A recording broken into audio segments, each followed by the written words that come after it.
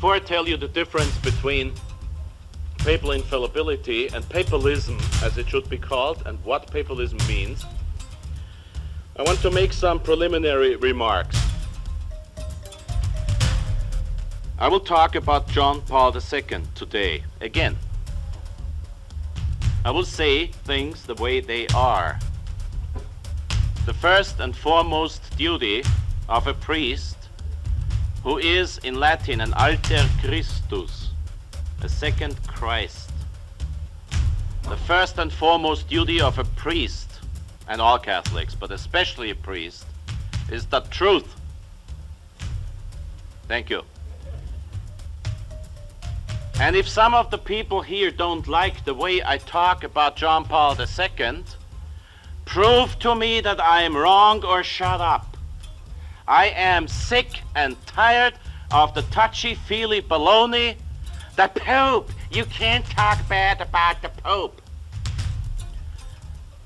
What I have to say about the Holy Father right here, I can prove with footnotes.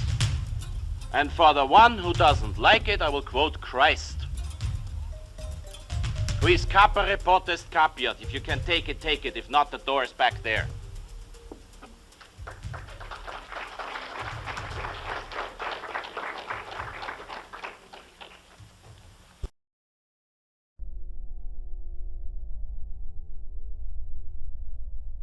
Why is it all being allowed in the Vatican? Why is this tremendous? Because the devil is efficient. The devil is very efficient. And he has a lot of useful idiots to serve him. Remember what Lenin said about the useful idiots? He said the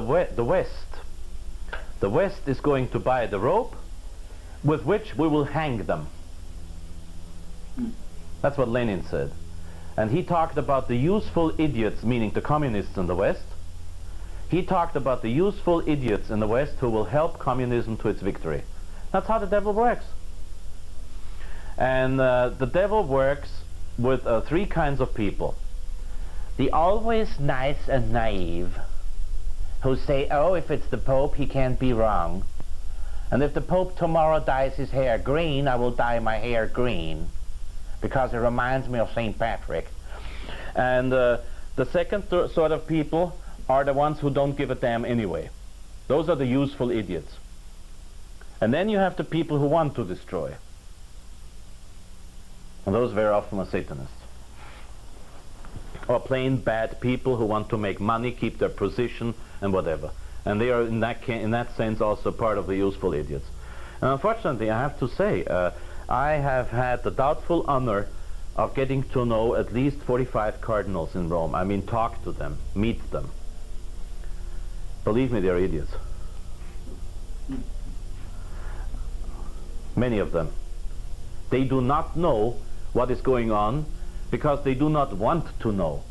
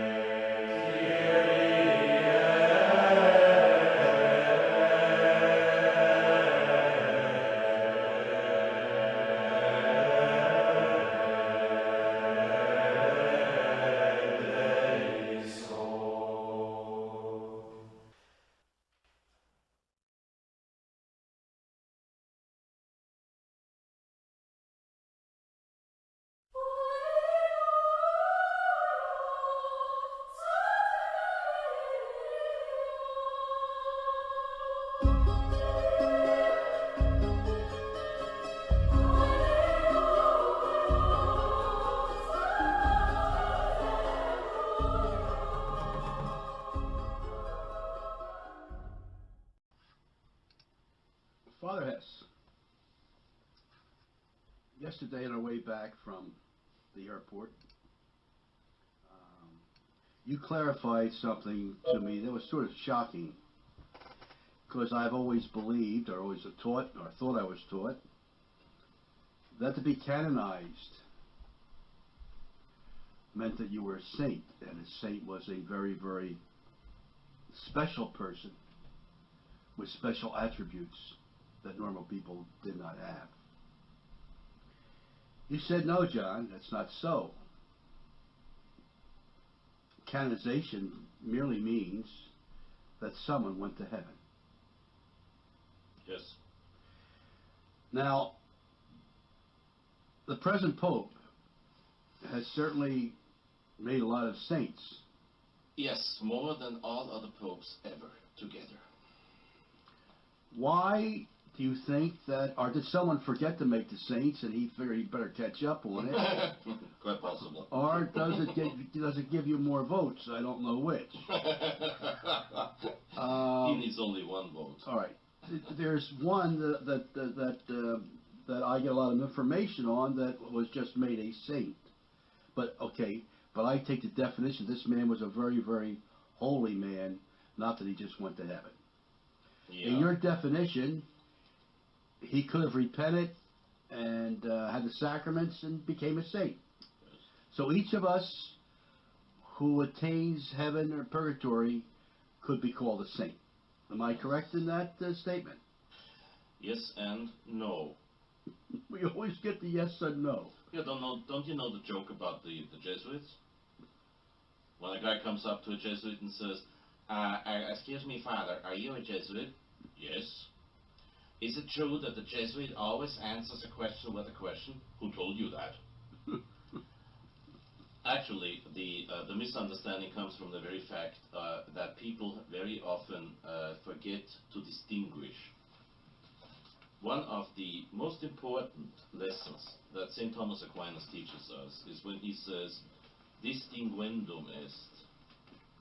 You have to distinguish. A difference means that the two things are just different. As the English language, look up the American Heritage Dictionary of the English Language, which I consider to be the best. Look up the term different. Two things are different. They are not the same. If two things are distinguished, they're basically the same, but under two aspects they're different. I'll explain that. That's very important, a distinction. When you talk about a difference, your answer will always be yes or no, which is basically what Christ said, the way we should answer. Si, si, no, no. Yes, yes, no, no. Esto hologos humon, nai, nai, u. This should be your word. Yes, yes, or no, no. And so, about talking about difference, is this, oh, by the way, John, you told me that some people complain about my drinking wine, so let me repeat here. That's a nice word, Father, complain. Yes, okay. Well, they get mad at me, so they should be mad at Christ, who certainly didn't drink the disgusting water available in the Holy Land. But anyway, so he drank a lot of wine, he made wine, and he turned himself into wine. So I'm perfectly justified, and I don't even have to be justified. Heretics all, whoever you be, in Tarbes or Nîmes or over the sea, you never shall have good words from me. Caritas non conturbat me. But Catholic men that live upon wine are deep in the water and frank and fine. Wherever I travel, I find it so. Benedicamus Domino. If I may be allowed to quote Hilaire Belloc, Now, may I come back? Who who was a defender of faith, according to the Pope. So therefore, it is not that you enjoy wine, it's because really you're following Christ's footsteps in his drinking of the wine. Actually, I enjoy wine, Oh, you and do? that's the Oh. reason why I drink it. But I find myself in good company with that. And I do not desire necessarily the company who criticize my drinking wine. They just should not make my judgments and my conferences and my repeating, hopefully, faithfully, always, church doctrine, dependent on my holding a glass of wine or a glass of water. But you would say, Father, that you do enjoy wine. Very much so. Okay, so it's more than just something that Christ did that you're trying to emulate.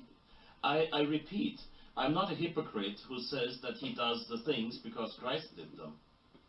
I drink wine because I love wine, and I happen to find myself in excellent company there. Just off my head, I cannot remember the last Pope who didn't drink wine. But anyway. The point here, Father, is that I get the phone calls, and I have to keep on defending you. Because they all say, no, we love Father Hesse. Yes. But why does he have to drink on camera? For the simple reason that I will not be hypocrite enough to drink wine before the conference, to drink wine after the conference, and just to please some people who obviously don't have their moral standards right on these things, including Christ himself. I mean, they obviously don't have their moral judging of Christ somehow right, because they should really call Christ a sinner. He drank wine in public. Remember the wedding at Cana? He not only drank it, he made it. He right there made it. He didn't even have a license to make wine. But when we see pictures of Christ, yeah, we very seldom see him speaking to the children with a glass of wine in his hand. True, because we don't see the pictures of Christ the way he was. So if we didn't have the Shroud of Turin, we wouldn't even know what he looked like.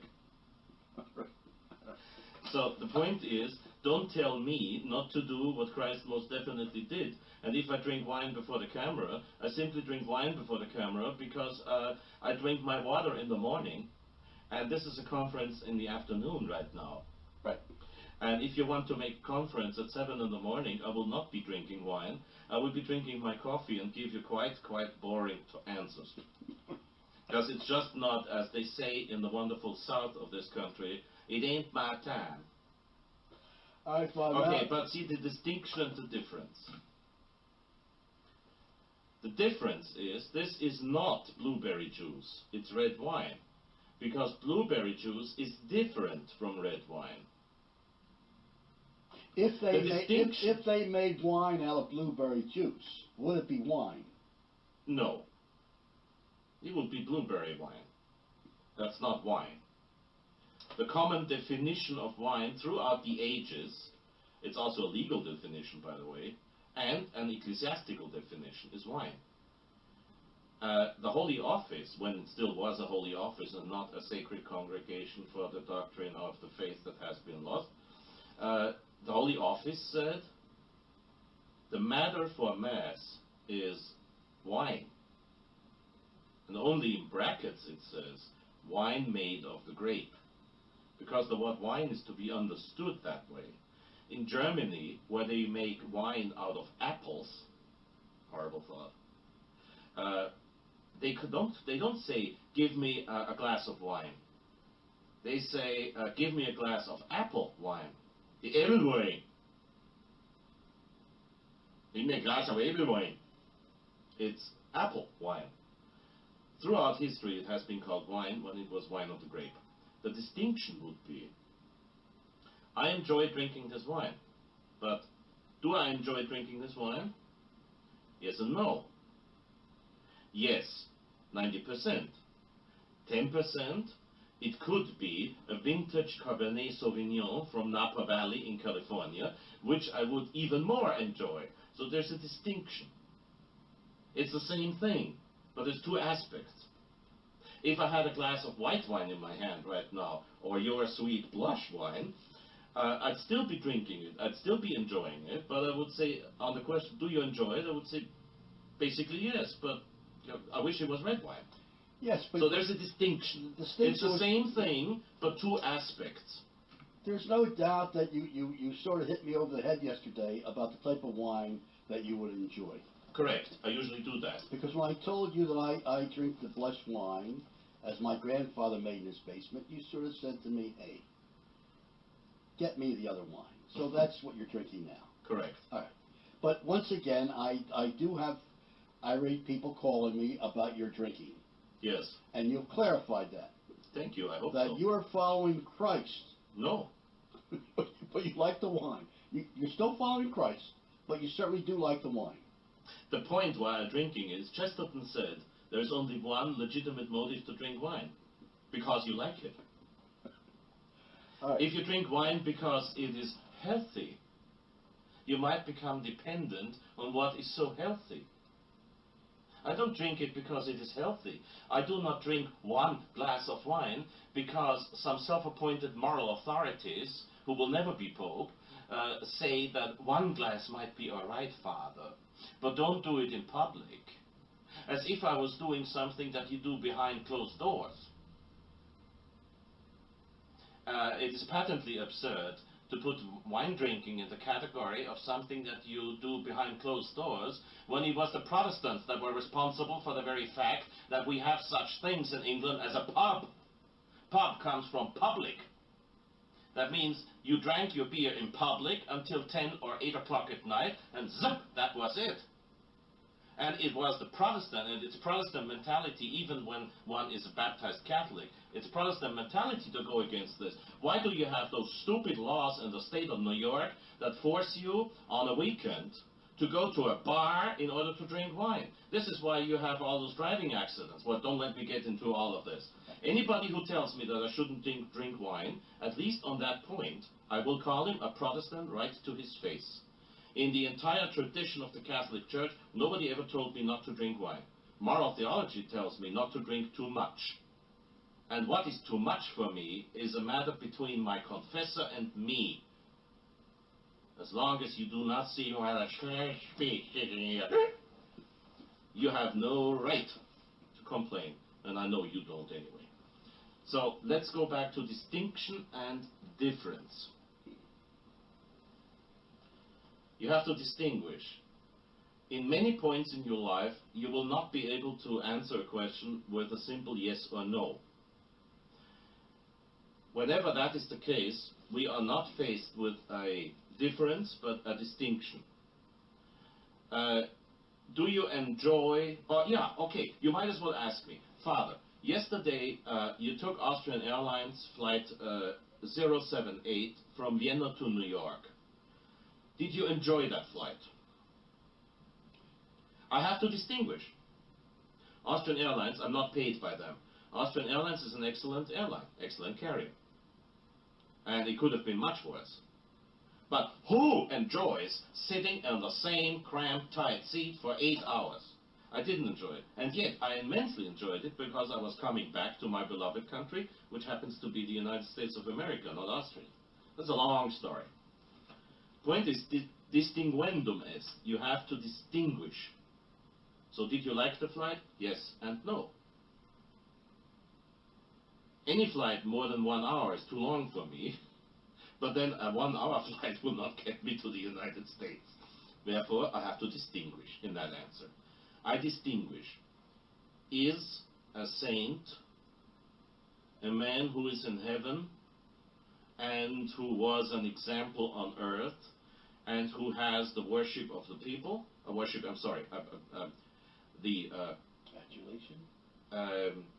Veneration. The veneration by the people. I can't say yes to that, I can't say no to that. The actual formula used in canonization says, I've not memorized that formula. So again, there's always those self-appointed authorities out there who are watching my tapes and say, Father Hesse is not quoting this formula correctly. But you can check on the content of what I'm saying. The formula as such only says that the name named in that formula is among the privileged in heaven. Period. That is what usually is considered the infallible decision by a pope. I will get into this in more detail later on. And then at the same time, we consider a saint. And mind you, you're not the only one. We all expect a saint to have, at least from a certain stage in his life until his death, to have lived what is called a saintly life. And we always expect a saint not only to have lived a saintly life, but an extraordinarily saintly life. There's many people that, well, not many, but there's always a few people that you and I would know who are living a saintly life, and yet they will never be canonized because there's no veneration, and that's the second point. So there also must be that sort of veneration. I was in Rome for 15 years, between 1976 and 1991. In those 15 years that I stayed in Rome, for 10 years, between 1976 and 1986, I would be attending the 5 p.m. Mass and assisting, and later on as a deacon and a priest be responsible for the Blessed Sacrament, which enabled me, even though that was a Novus Ordo Mass in Latin, but still a Novus Ordo Mass, at least it enabled me to avoid communion in the hand being given while I was there. I'm not saying to justify myself. I don't have to justify myself there. I'm just explaining why I stayed. And in those 10 years, obviously, I saw all the graves of the popes downstairs in St. Peter's, and upstairs every day, basically, or at least once a week. And I realized that very few popes had actually something like what you call veneration. Now take Pope John the 23rd. John the 23rd is buried, was buried in one of those niches under the papal altar in a marble box. That's what you would call it, a plain rectangular marble box. There was every day hundreds of flowers in front of his grave. There was not a one in front of Paul VI. There was maybe a bunch of withering away roses with Pius XII.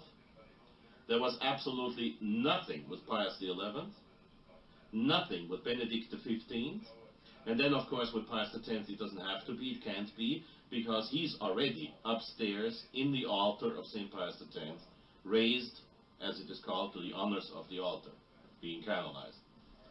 So these are indications of veneration. When St. Thomas à Becket died in, what was it, 1179 or something like that, but anyway, he was canonized a few years later, because the moment he was dead and buried, people from all of England came to his grave to pray on his grave, in front of his grave. So that's what he called veneration.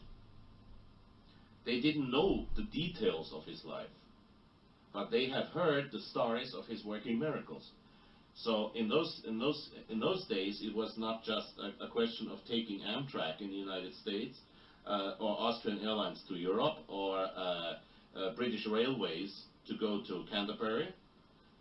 They undertook greatest efforts, incomparable to what happens today when you travel, greatest efforts to go and pray in front of the saint's coffin. So it was very easy for the popes to confirm this veneration by saying, okay, he's a saint. And this is bringing us to the history of canonization now. Before you could possibly understand what the church means when the church says this man has to be, or this woman has to be venerated as a saint, we have to understand what we're talking about. In the earliest centuries, the veneration of saints slowly grew. As I said on another occasion, the tradition of the church knows no change, but it knows a deepening, always in the same sense, but a deepening. As you say, a very beautiful word in Italian, un approfondimento. Profondo, profound, un approfondimento, a deepening of understanding. Same hole, so to speak. Same thing, but it's deeper and deeper and deeper with centuries passing. So in the beginning, the only saints that were venerated, except, of course, for our Lord and Our Lady and the Apostles, were the martyrs, because it was quite obvious. When somebody like Saint Stephen, the proto-martyr, called proto because in Greek the word protos means first, the first martyr, he was an obvious case because he had a vision, seeing our Lord sitting to the right of God, Jesus Christ sitting to the right of God, right hand of God, and the heavens opened before his eyes, and of course the Jews didn't like that, and correspondingly to their own laws, they grabbed stones and stoned the man.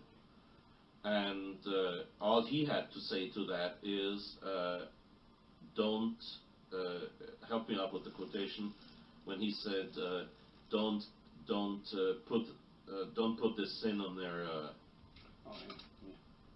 what was the quotation?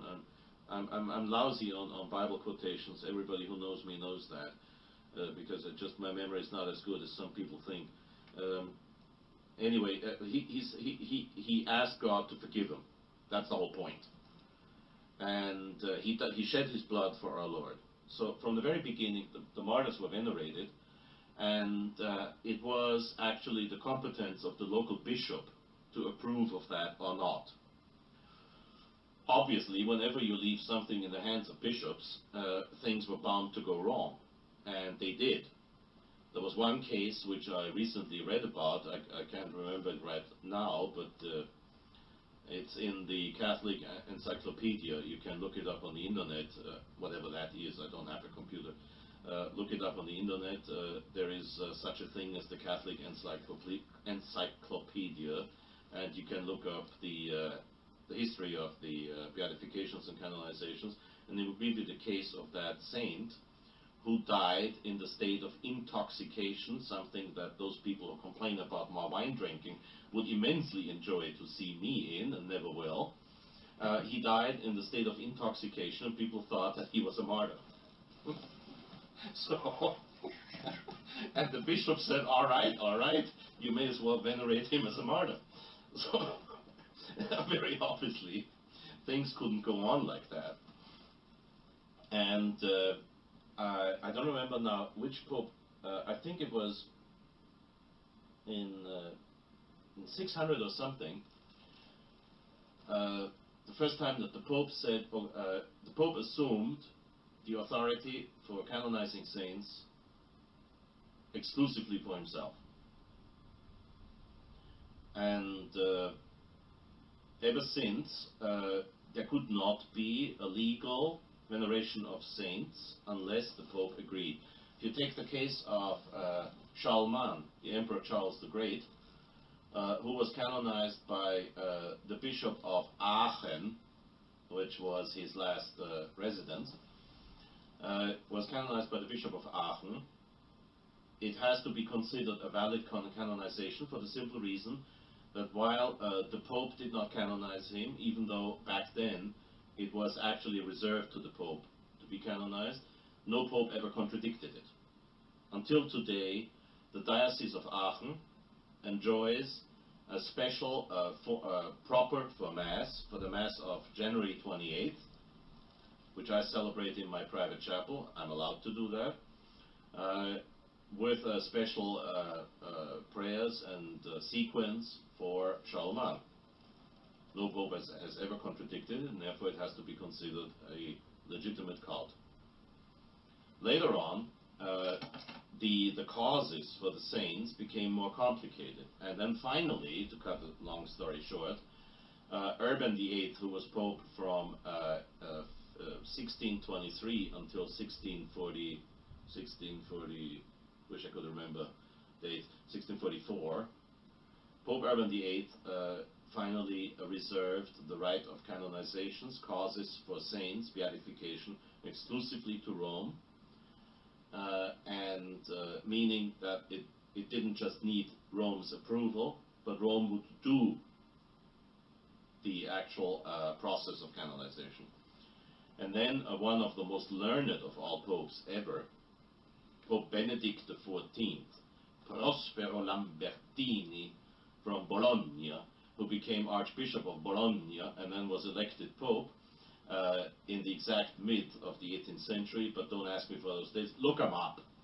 And Benedict XIV, one of the most erudite popes ever, wrote 16 volumes, himself, by the way, 16 volumes on De Beatificatione Servorum Dei et De Canonizatione Beatorum, about the beatification of the servants of God and the canonization of the beatified. In those 16 volumes, he explained on how to approach the whole matter of canonization, how to judge the venerated's life, on how to proceed in the examination of his life, on how to proceed in the actual evaluation of his virtues. Was it heroic degree in his virtue, or was he just the plain average good Catholic? And then, of course, the most complicated of all things, a thing that I honestly tell you I have great difficulties with, not contradicting the Church in any matter here, the evaluation of miracles. And I will get into this later. And since Pope Benedict XIV, the cause for the beatification or the canonization of saints has been very well regulated. What usually would happen, did not happen with Pius X, for example, but what usually would happen is that a diocesan bishop would find out, be it that it was pointed out to him, or that he was interested himself, or venerating himself, would find out that a certain person would find a lot of veneration after death.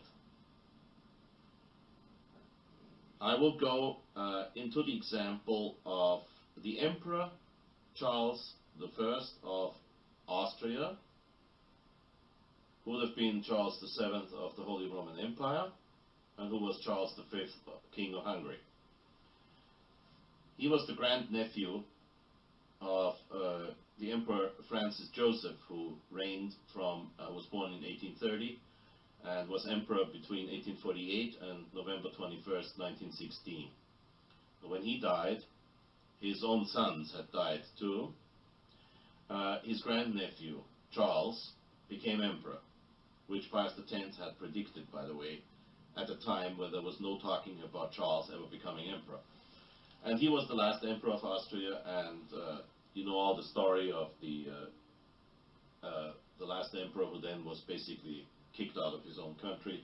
Austrians are not always the charming, nice people that you see in Disney movies or movies about Johann Strauss and his waltzes, and died a very unhappy death in Madeira, the island where the wonderful wine comes from, that George Washington drank by the barrel.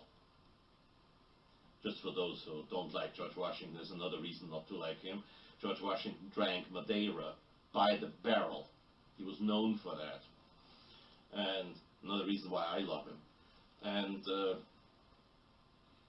so he died in Madeira. Can we go back on Washington just a minute? Yeah. Is he a saint? Is he a... No, I didn't ask if he's a saint. No, I know. But Washington did see the vision of the Blessed Mother. Could be.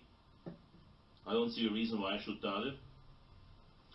When today we are facing about 15,834 visionaries running around in the traditional movement, everybody coming up with a different message, well, all they deny is that George Washington had one. Well, we're talking about people who knew Washington said that a beautiful lady appeared to him. Well, why would they all lie? And well, yet he could have been the devil. But I wanted to bring this up. Also, I heard that he, on his deathbed, became converted to Catholicism.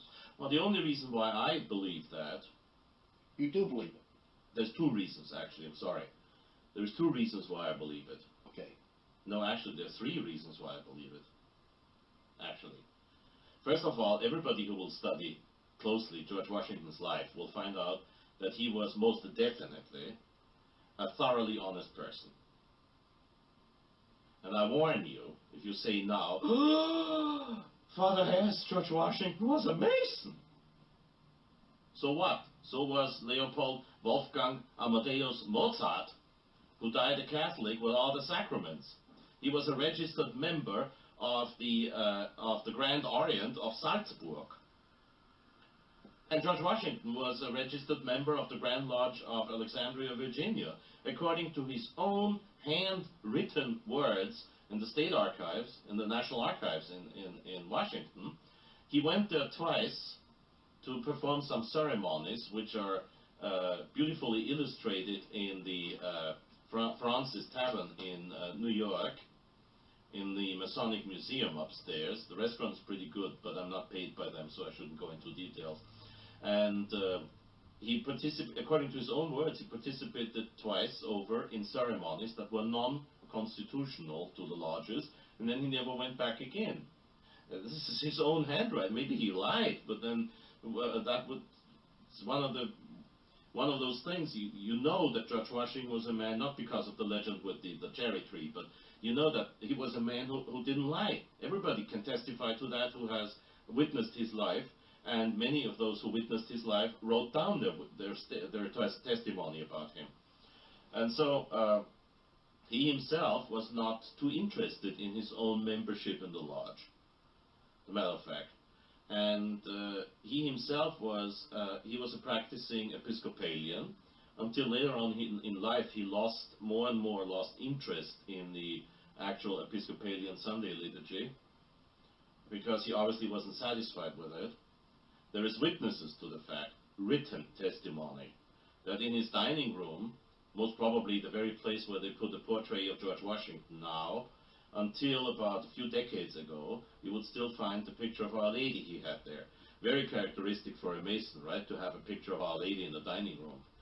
And there is witnesses to the fact that, very much to the astonishment of Masonic ambassadors from France, for example, he would invite people into this room to dine with him and say grace at meals, and there would be the picture of Our Lady. Well, it's not exactly what I call the ritual Masonic life. Also, there's witnesses to his having had a crucifix, not a cross, a crucifix in his bedroom. Yet again, there's those America haters in the traditional movement who will say nonsense, nonsense, nonsense, and they have even less proof for what I say, for their statements than for what I say, than I have for what I say. And the very fact that Martha Washington never talked about this apparent conversion of George is because Martha Washington was from an old Protestant family, and a much more important family than the Washingtons used to be before George Washington, and probably was very embarrassed by the whole thing. Fact is that if you look at the map, here is Mount Vernon, here is the Potomac, and here was the Jesuit mission. He couldn't have escaped George Washington that every time he sat on the porch of Mount Vernon, he was facing a Jesuit building. Also, I've heard from several Jesuits who do not know each other that it is a Jesuit particular to the order, a Jesuit tradition, that George Washington was converted on his deathbed by a Jesuit. Now that's a little bit, at least, a little bit of testimony which those people who deny it do not have. And I go according to probabilities. If I want to be a decent historian, I have to go according to probabilities if I don't have proof. Also, why would Our Lady forget a man who was honest, admittedly honest all of his life? Of course, there's people again who say that George Washington lied and betrayed this country, and they have testimony that he is falsified. I will give an example. In the so-called treaty with Tunisia, there supposedly was a point, I think it was 16, where George Washington supposedly said that this country, the United States, this here country, is not founded on Christian principles. Absurd statement if you think of the prayer in Congress and the prayer for the United States that George Washington wrote.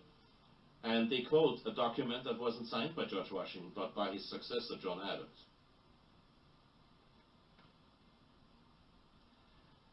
See, these people are out to destroy other peoples instead of bringing the truth. And instead of praying for George Washington in case he's not a saint, they're out to destroy his memory. Cui bono? To who is good? Well, who profits from this? Who profits from all of this? I believe they would have a hard time, Father, saying in history that George Washington was Catholic. Yeah, they have a hard time saying that. Well, he wasn't Catholic, but he might have died a Catholic. He might have died a Catholic. That might have died a Catholic, and there's quite an indication to that point. Look, as far as John Wayne is concerned, there's written testimony. Pat Stacey, his last secretary and his last friend. Secretary. Friend. Yes. in her biography of My Life with the Duke, she explicitly mentions the fact that a priest was called in on John Wayne's deathbed, and that he received all the sacraments on his deathbed. And again, there's people who say nonsense. I mean, who would make it his own hobby to state that nobody converted on his deathbed? How about the Emperor Constantine, who waited until he was on his deathbed to get baptized, because he knew that baptism would also take away all the punishment, all the temporal punishment of sin. So the Emperor Constantine, it was never forbidden in the church to venerate Constantine as a saint. The Emperor Constantine deliberately waited all of his life until he thought he would know that he would die now, in order to get baptized as late as possible. You know, well, Sure, yes, of course. I wouldn't do that, you know, but he did, and he succeeded. So the mercy of God, thank God, His mercy is not as narrow as the minds of those who contradict me on George Washington. Fortunately, these people have a view, what we call the rifle barrel view.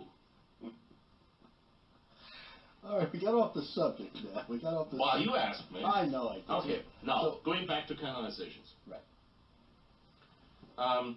Somebody, George Washington is a good example, and John Wayne is most definitely an example. Somebody might have lived what a thing that George Washington did not do. Somebody might have lived a life less than heroic in his Christian virtues, like John Wayne did, definitely. John Wayne made many mistakes in his life, even though he was a profoundly good man, and he was a true, real American, which Congress voted to even. He received the Medal of Congress saying John Wayne American, and he deserved it. He did an immense lot of good for the farmers in this country, who happen to be the victims of what the banks are doing nowadays. I don't want to go into this because I don't want to be sued for nothing, if you know what I mean. It doesn't help the farmers out there if Fr Hesse is sued by a bank for having committed slander, a libel in that case. With the veneration of saints, the important point is that people actually have to display what is called public acts of veneration. That means you take a train, you go there, you venerate and you pray at his grave. Believe it or not, one of the most plausible candidates for actual sanctity, plausible theologically speaking, not historically speaking, because now he is in the he's named together with Mussolini and Hitler, which is one of the great injustices of history. In history, but Francisco Franco of Spain has a lot of followers, a lot of veneration in his grave in Spain. The first thing is that there has to be veneration. If nobody venerates the man, the diocese usually would not be interested in any procedure. When we take the example of Charles I, when Charles I died in Madeira, that wonderful island with wonderful wines, people immediately went to his villa while he was still lying in state in this villa to pray. Not to pray for him, but to pray for his intercession. That is the point. When he was buried in the local cathedral, the cult immediately started. People venerated his grave. At his grave. And before I left Rome in 1991, I asked a good friend of mine, I can't say where and who, because he's still alive and he might not exactly appreciate my publishing his name here, but I will mention his name by the time he's dead.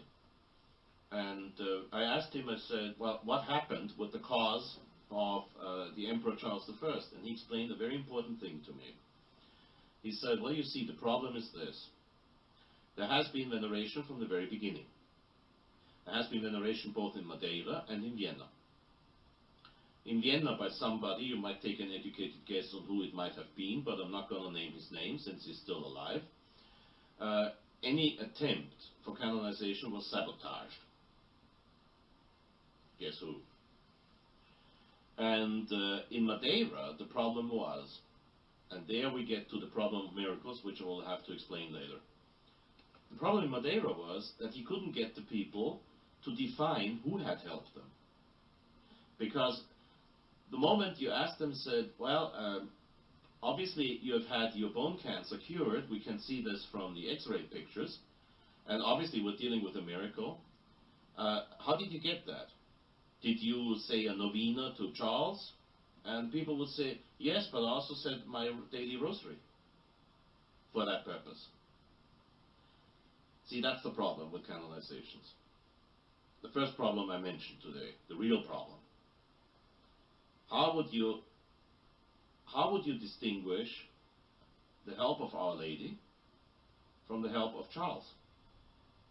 Our Lady asking her son to work a miracle, or the last Emperor of Austria asking our Lord to work a miracle? I will come back to that. During the history of the Church, the veneration of saints was always something obligatory. That means not for every saint, but the veneration of saints as such. Very early in the history of the Church, Our Lady and the Apostles were venerated as saints, and masses were said in their honor, not for their, Intercession? For their intercession, not for them. There was back then there was no violet chasuble, there was all white, but masses, and no red yet. But masses were said in honor of those saints. The Roman canon, which is much older than most theologians today admit, the Roman canon is the first list of saints. Petri, Pauli, Andrei, Jacobi, Johannes. Outside Mass, I can't memorize. I can't quote it by heart, but you know, in the Communicantes, and then later on in the Nobis Quoque Peccatoribus, in the canon, before and after consecration, you have the list of saints that were venerated in the earliest days. And so the very fact that you have those saints in the canon of Mass means the veneration of saints as such has always been something obligatory in the Church. Now, coming back, since we've been distracted by two side questions, Madeira and George Washington, coming back to the actual cause of the canonization, the local bishop, noticing veneration, will initiate a first examination, asking Rome, of course, for permission, because they might know some things that the bishop doesn't, will start the process of information, as it is called. Don't quote me on these details, look them up in the Catholic Encyclopedia on your website or whatever that is. But basically the way is this. The local bishop will start the process of information and will call testimonies. He will also send out officials, appoint a commission of officials that will have to examine the so-called saint's life. So they would, for example, interview the Empress Cedar, Charles I's wife, a widow in that case. They would later on, when the children grew up, ask the children for their testimony on how their father had been. They would ask the local people in Madeira, how was he? Did you ever hear him curse or swear? Did he help you? Was he a man of prayer? Was there anything particular in his virtues? Like St. Pius X, who gave away all the money he ever had. He always gave it away. He always gave it to the poor, all of his life. He was in debt all of his life. So hundreds of people would testify to the heroic virtue of charity with St. Pius X. Then they would ask the emperor if he ever lied. They would examine those famous letters that he wrote to his cousin Sixtus, where supposedly he was lying about the state of Austria and Germany in the war, which later on proved to be wrong. and he wasn't lying. They would always examine these things.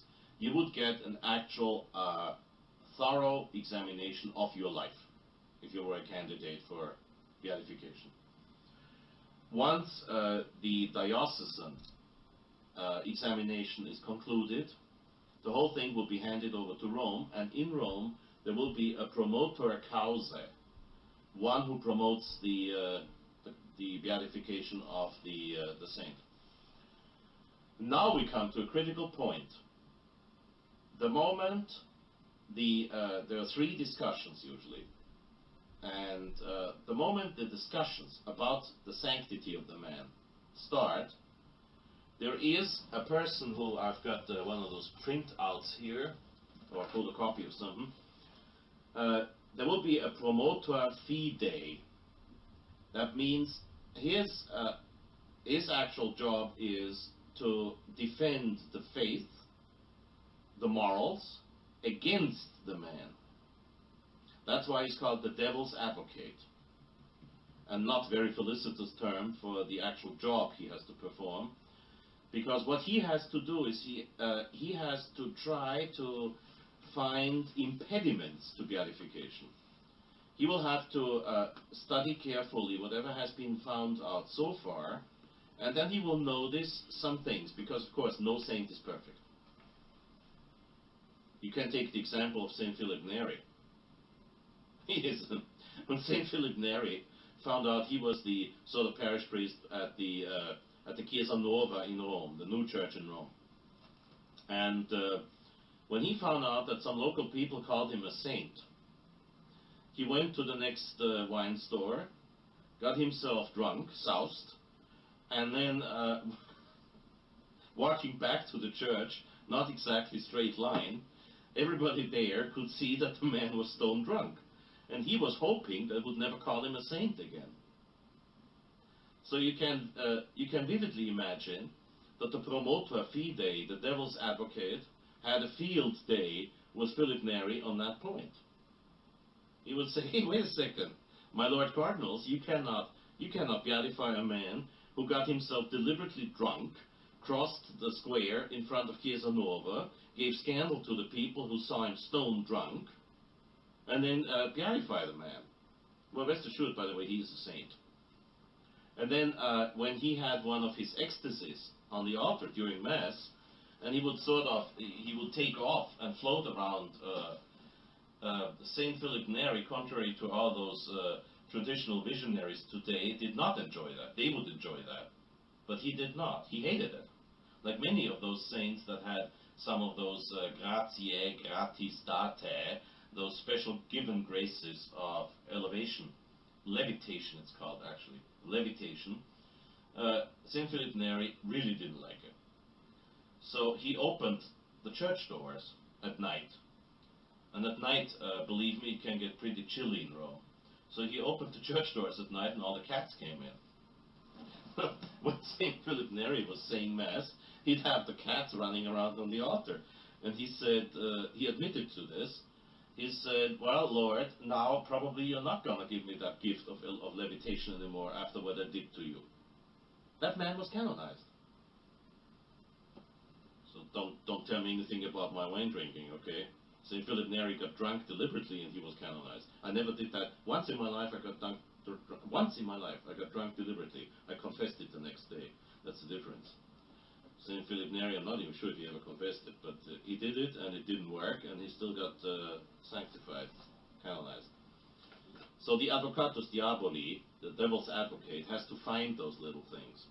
Here's two amusing details on St. Pius X.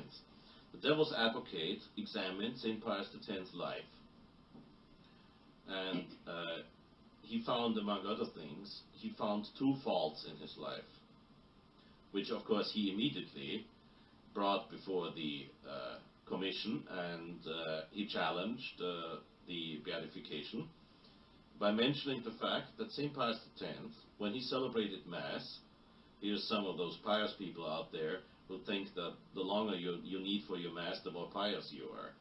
Well, in that case, St. Pius X was most definitely not a saint, because from putting on the amice until putting off the amice after Mass, St. Pius X needed 20 minutes for Mass. Face that. Face that, you judges out there.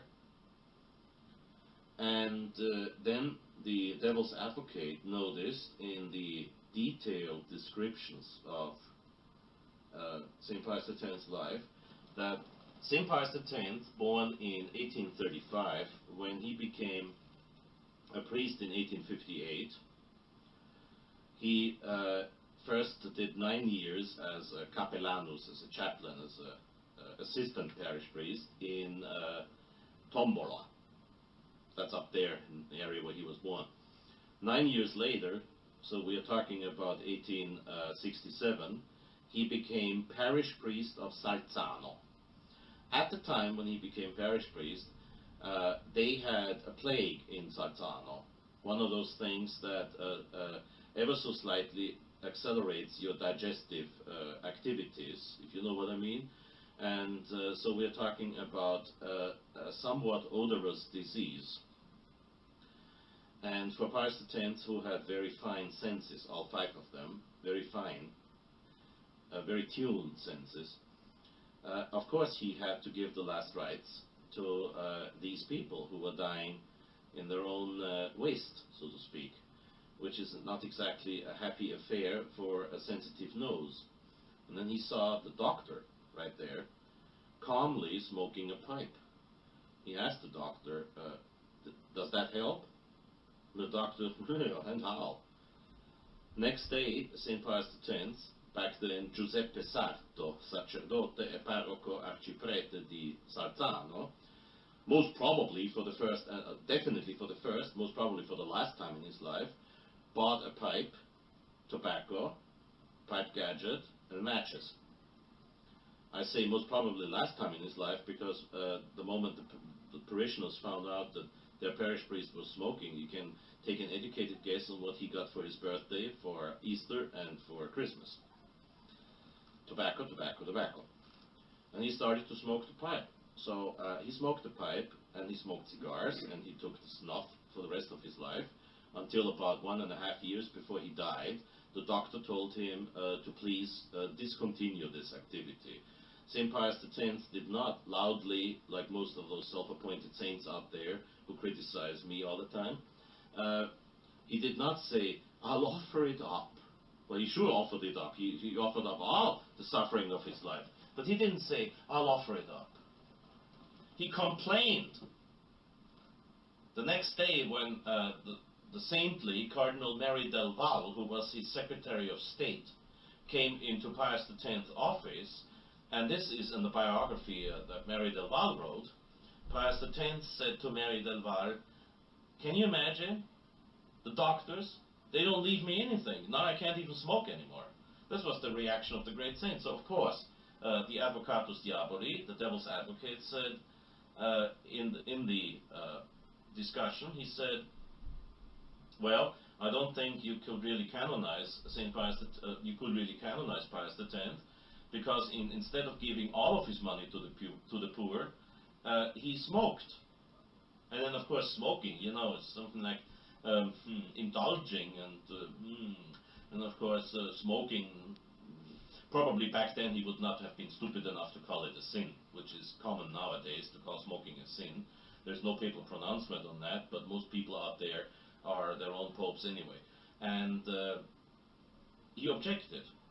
Now Cardinal Stickler, who is a friend of mine since 1975, and I was his secretary for 2 years, Cardinal Stickler told me that he, being a member of the Congregation for the Causes of the Saints, had the privilege to read the classified volume, which is usually the last volume of the Cause for the Saint, where you have the objections listed, the objections of the Devil's Advocate. For many people, the most interesting part of the whole cause. I don't think so, because why would I be interested in all the objections? However, this one, just for the case and for the argument, Cardinal Stickler told me he read that, and he said the reaction of the cardinals was, they all roared in laughter when the Devil's Advocate said, but smoking is a sin.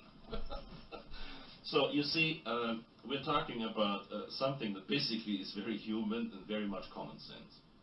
The Devil's Advocate has to make sure if there was something really against virtue, really vicious, or really sinful. What do you expect? Christ said that even the just will sin 7 times a day. So you have to find out not if the saint made mistakes. Saint Ambrosius, church father, said that if I baptize you in the name of Christ, it's valid. That's nonsense. So Saint Ambrosius, father of the church, was wrong. So the saints make mistakes, obviously. I could tell you about some horrible mistakes that some of the so-called greatest saints made in history.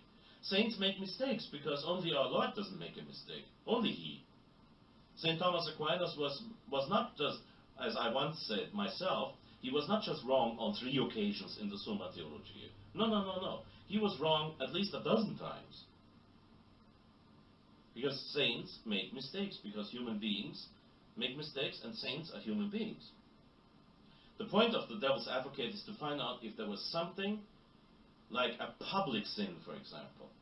A public sin that would most definitely prevent the man of being able to be considered an example. John Paul II. Before you go on, Yes. since you brought up St. Thomas Aquinas, Oh yeah. there seems to be an argument that someone said that baptism of desire and baptism of blood was not condoned by St. Thomas Aquinas. That's not true. But I mean, someone said that. Yeah.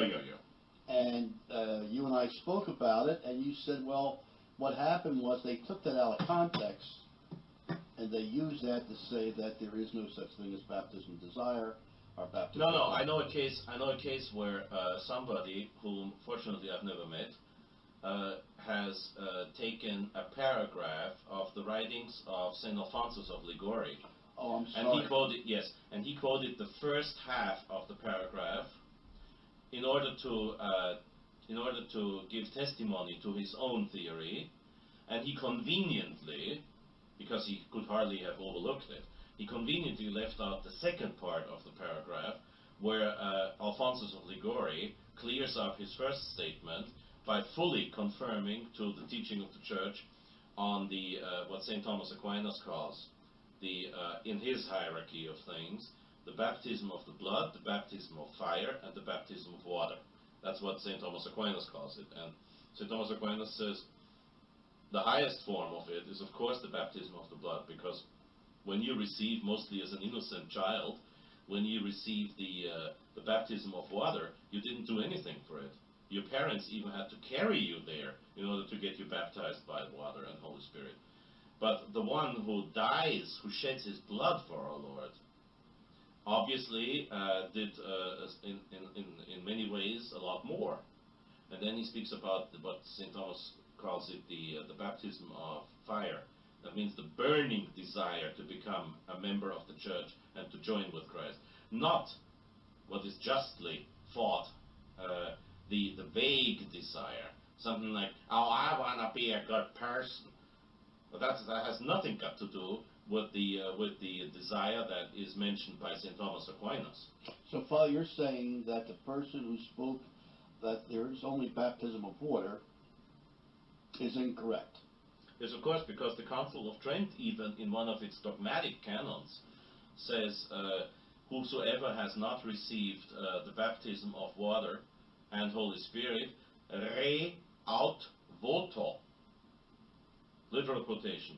Res, the thing itself, or aut voto, voto, ablative. Ex voto, out of the votum. Votum is not a vague, somewhat not yet precise desire. Votum is the ardent fire, the ardent wish. I want to become a Catholic. So, well, that's a canon of the Council of Trent. Interpret it however you want, but the Church has never, ever condemned St. Thomas Aquinas on that point. So you cannot call it heresy, what I say. Anybody who says I'm a heretic here, he's a heretic, because the Church has never said this is heresy. On the contrary, Pius IX pretty well quoted this section, and Pius X in his catechism gave a very beautiful, I don't have memorized the thing, but gave a very beautiful definition what is to be understood as the desire. But I don't need to memorize Pius X on that, because let's go back to the canonizations, otherwise we'll be sitting here until 3 in the morning. And where were we at the canonizations? Beatification, canonization. Oh yeah, right. Now once if it happens that the devil's advocate does not find anything like public scandal, public mortal sin, or so, if the devil's advocate, the only thing he finds is that St. Pius X said Mass in 20 minutes and smoked a pipe, then of course you got the green light to go. Because obviously somebody will not miss heaven because he smokes. The above quoted Benedict XIV, Prospero Lambertini of Bologna, who wrote the 16 volumes on the beatification and canonizations of saints, explicitly forbade his priests, as Bishop of Rome, the Roman clergy, he forbade them to criticize anybody in confessional for smoking. He explicitly forbade that. And he himself smoked a cigar all of his life. Benedict XIV may never be canonized, but he's still respected as one of the most learned of all popes. And it would be kind of curious that the very man who writes 16 volumes on sanctity would commit that horrible and grave sin of smoking. So you see, one of the reasons why the Church goes through such an the Catholic Church, of course, still does, but the Conciliar Church doesn't. One of the reasons why the Catholic Church goes through such an elaborate procedure in order to establish if somebody is a saint or not is because you got all those self-appointed authorities out there, all those moralists. You know what a moralist is? A moral person is one who keeps the 10 Commandments. A moralist is one who pays attention if you do it or not. Those are the people who don't keep a 1 commandment, but they are very, very attentive about your keeping the 10 Commandments. So the point is that they have to go through that elaborate procedure in order to establish if whatever could be criticized in that sin was actually a sin or not, or was a public scandal or not, or was, even worse, something that would cause an eventual beatification to be a scandal as such. But you made a distinction. Yes. And the distinction was that the conciliatory church, Conciliar Church, it's certainly not conciliatory, is not doing what the Catholic Church had done in the past. No. No, I didn't want to get into the question which we have discussed on another occasion, how much the Conciliar Church is actually the Catholic Church or not. That's not the point. No, the point I'm making here is, and we start this, this Pope has made people saints. Yes, I understand. Who that. I consider would be questionable. Correct. But before you can understand what I offer as an answer to that, let's call it a riddle. Right. You have to understand how the process of canonization is going, because you see the very fact of an elaborate procedure is needed because there will always be people who will be scandalized by things that are not sinful as such, while they would commit the most horrible sins at the same time. You have that duplicity of judgment in people. When people judge with 2 standards, a very lenient standard on themselves, Christ speaks about that in the Gospel, a very lenient standard on themselves and a very harsh standard on everybody else. The people who curse every day and then they chide people who use some average vulgarity, which is not sacrilegious at all. Or the people who have not a spark, not an ounce of charity, not one spark of respect for other people, but they will be scandalized by the vicious sin of Fr Hesse drinking wine in front of the camera. people who write their own commandments. They're my arch enemies anyway. The 11th, 12th, and the 13th commandment. How dare you? How dare you? And so the church always had to be very careful on how to judge things, because the church will always have to be very careful not to foster such horrible pride in people that they would be able to write up their own commandments. This is one of the reasons why we need the example of a saintly life in order to know what is saintly, in order not to have to rely on our own stupid judgments on what is actually corresponding to sanctity and what is not. Okay, so that was the purpose for the exact and difficult procedure. The church, until John Paul II, the church attitude towards beatification was, in case of doubt, we don't. That was the attitude. And that was a very healthy attitude.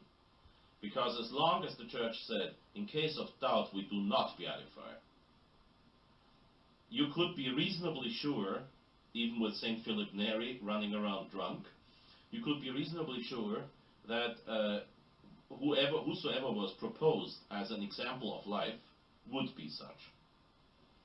Now, since 1978, Paul VI already did some minor changes in the procedure of canonization, but I don't think they vitiated the procedure.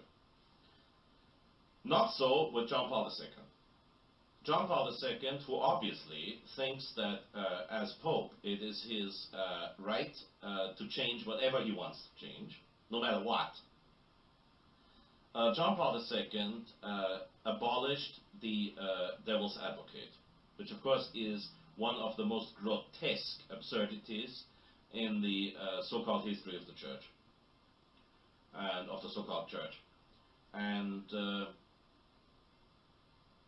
that was a political reason. The founder of the Opus Dei needed to be canonized.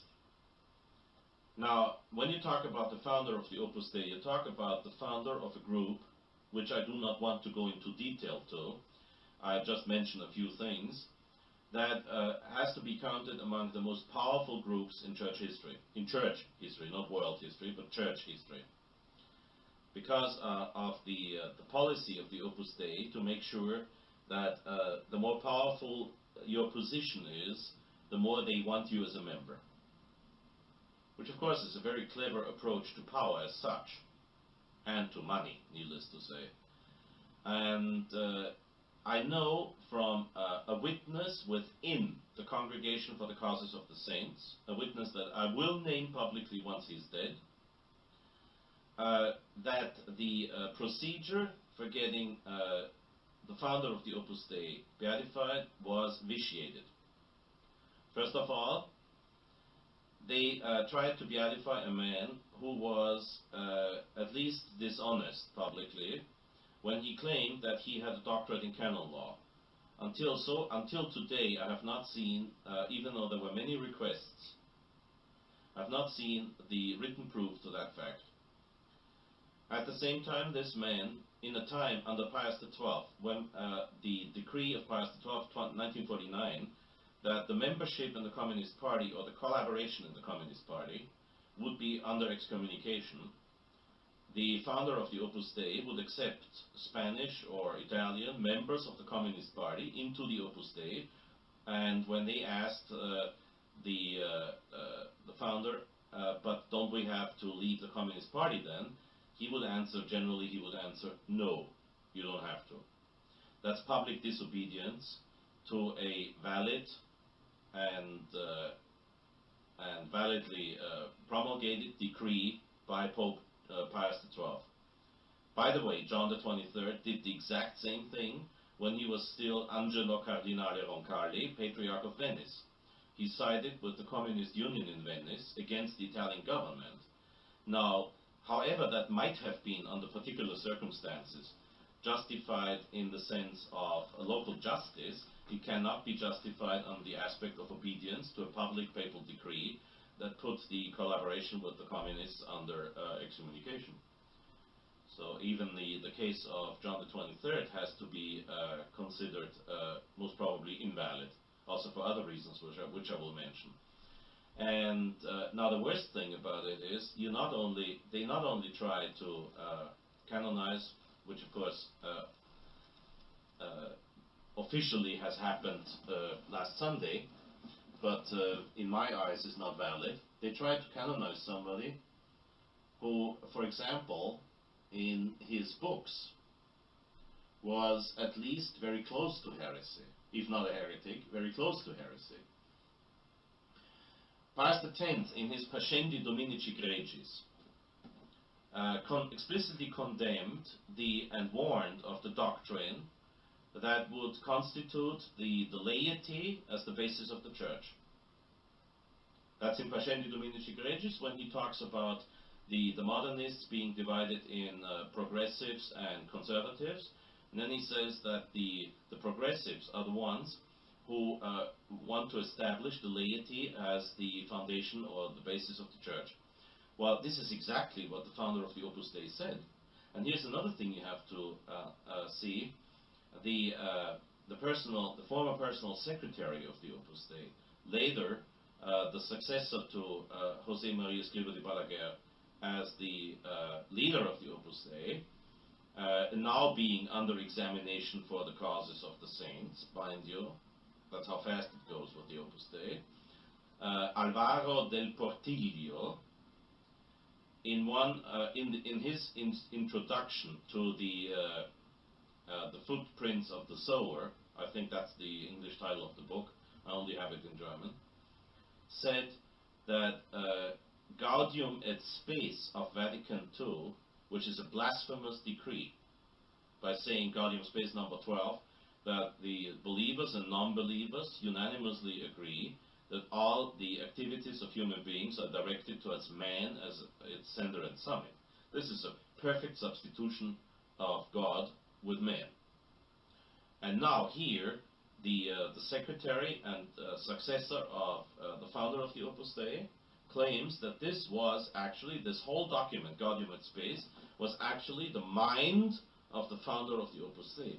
And that again corresponds with his own statements in his own books. So we are dealing with a person who was at least close to heresy, who was publicly disobedient, and who certainly did not have an ounce of humility. Because a humble priest, especially a Spanish priest, if he is humble, would never get rid of the name of his mother. It's a long-standing, I don't know exactly how long, but long-standing Spanish and Portuguese tradition that your family name is twofold. You'll always have first the name of your mother, and then you have the name of your father. José María Escrivá de Balaguer was not born as José María Escrivá de Balaguer. He was born as José María Escrivá Albás. Escrivá with a bravo, B, bravo, B as in bravo, Escrivá. And his second family name was Albás, A-L-B-A-S, Alpha Lima Bravo Alpha Sierra, for those who know how to spell. His name was Escrivá Albás. Albás was his mother's family name. The first thing he did, this inspired example of humility, he threw out his mother's name and assumed a de Balaguer, which is sort of local nobility. The perfect example of humility. This perfect example of humility later on, in an even greater display of humility, arrogated the title of the Marquis of Peralta for himself. This is all in documents, what I'm saying. Now how come that a humble Spanish priest, the Grand Master of Humility, founder of the Opus Dei, would request the title of a Marquis for himself, higher than a Count, just between the Count and the Duke? Not John Wayne, but the Duke. I mean, the noble title, Duke. How come he would assume that title? Especially in such an absurd context, because the Marquis of Peralta is not a hereditary title. There was a guy back then in the 16th century who did a favor to the Emperor Charles V, and Charles V said, well, what do you want? Can I do something for you? And the man said, yes, Your Majesty, I'd love to have a pension, so I won't have to work. So Emperor Charles V made him the Marquis de Peralta ad personam, personally, like the English sir. If you're the son of a sir, you're still Mr. And the son of the Marquis de Peralta was a Mr., a Senor. How could the founder of the Opus Dei want or deserve, as a matter of fact, the title of a Marquis who existed once in Spanish history? Why would he want a Marquis that was never his and could not be his, neither from his father's nor his mother's side? Is that what you call a perfect example of humility? Hi, John, you can call me a Count from now on. I'm Count Hesse to you, okay? Of course he got the title, because by the time he wanted that title, the competent ministry in Spain was already in the hands of the Opus Dei. That's how things work.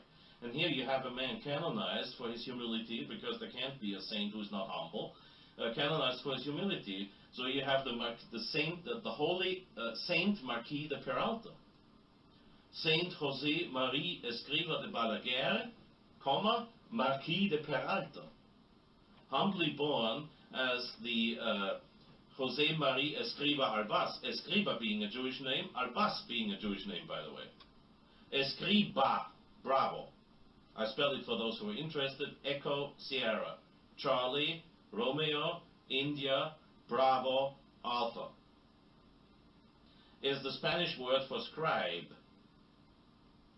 There are people in this country who still have the German name Schriftgelehrter. Schriftgelehrter means scribe. Escriba means scribe. And the Spanish word albas doesn't mean white.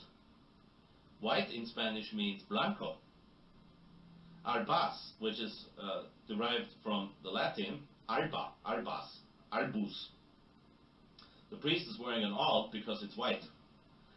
Albas in American would be spelled Weiss. W-E-I-S-Z. Whiskey, Echo, India, Sierra, Zulu. Weiss. Somebody whose name is Shmuel Weiss, you don't have to guess if he is a Jew or a Gentile. You know it. So his name was actually Joseph Maria Schriftgelehrter Weiss, or Joseph Mary Scribe Weiss, or Weiss. Why does the man assume a Spanish name? Was he ashamed of being a Jew? A saint was never ashamed of being a Jew. Petrus, Paulus, Andreas, Jacobus, Johannes, the 12 apostles were not ashamed of being Jews. Paulus said, I'm a Jew, after his conversion. He was not ashamed of being a Jew. Now, how could someone become a Catholic saint if he was ashamed of being Jewish? When St. Paul said you have to be a Jew to the Jews, a Greek to the Greeks, and a Roman to the Romans. And here is a man who was born with a Jewish name, Escriba Albas, and then he's obviously that much ashamed of being Jewish that he changes his name, but he doesn't change his name into just an Aryan Spanish name. No, he changes his name into some local nobility, and then he claims the Marquis of Peralta.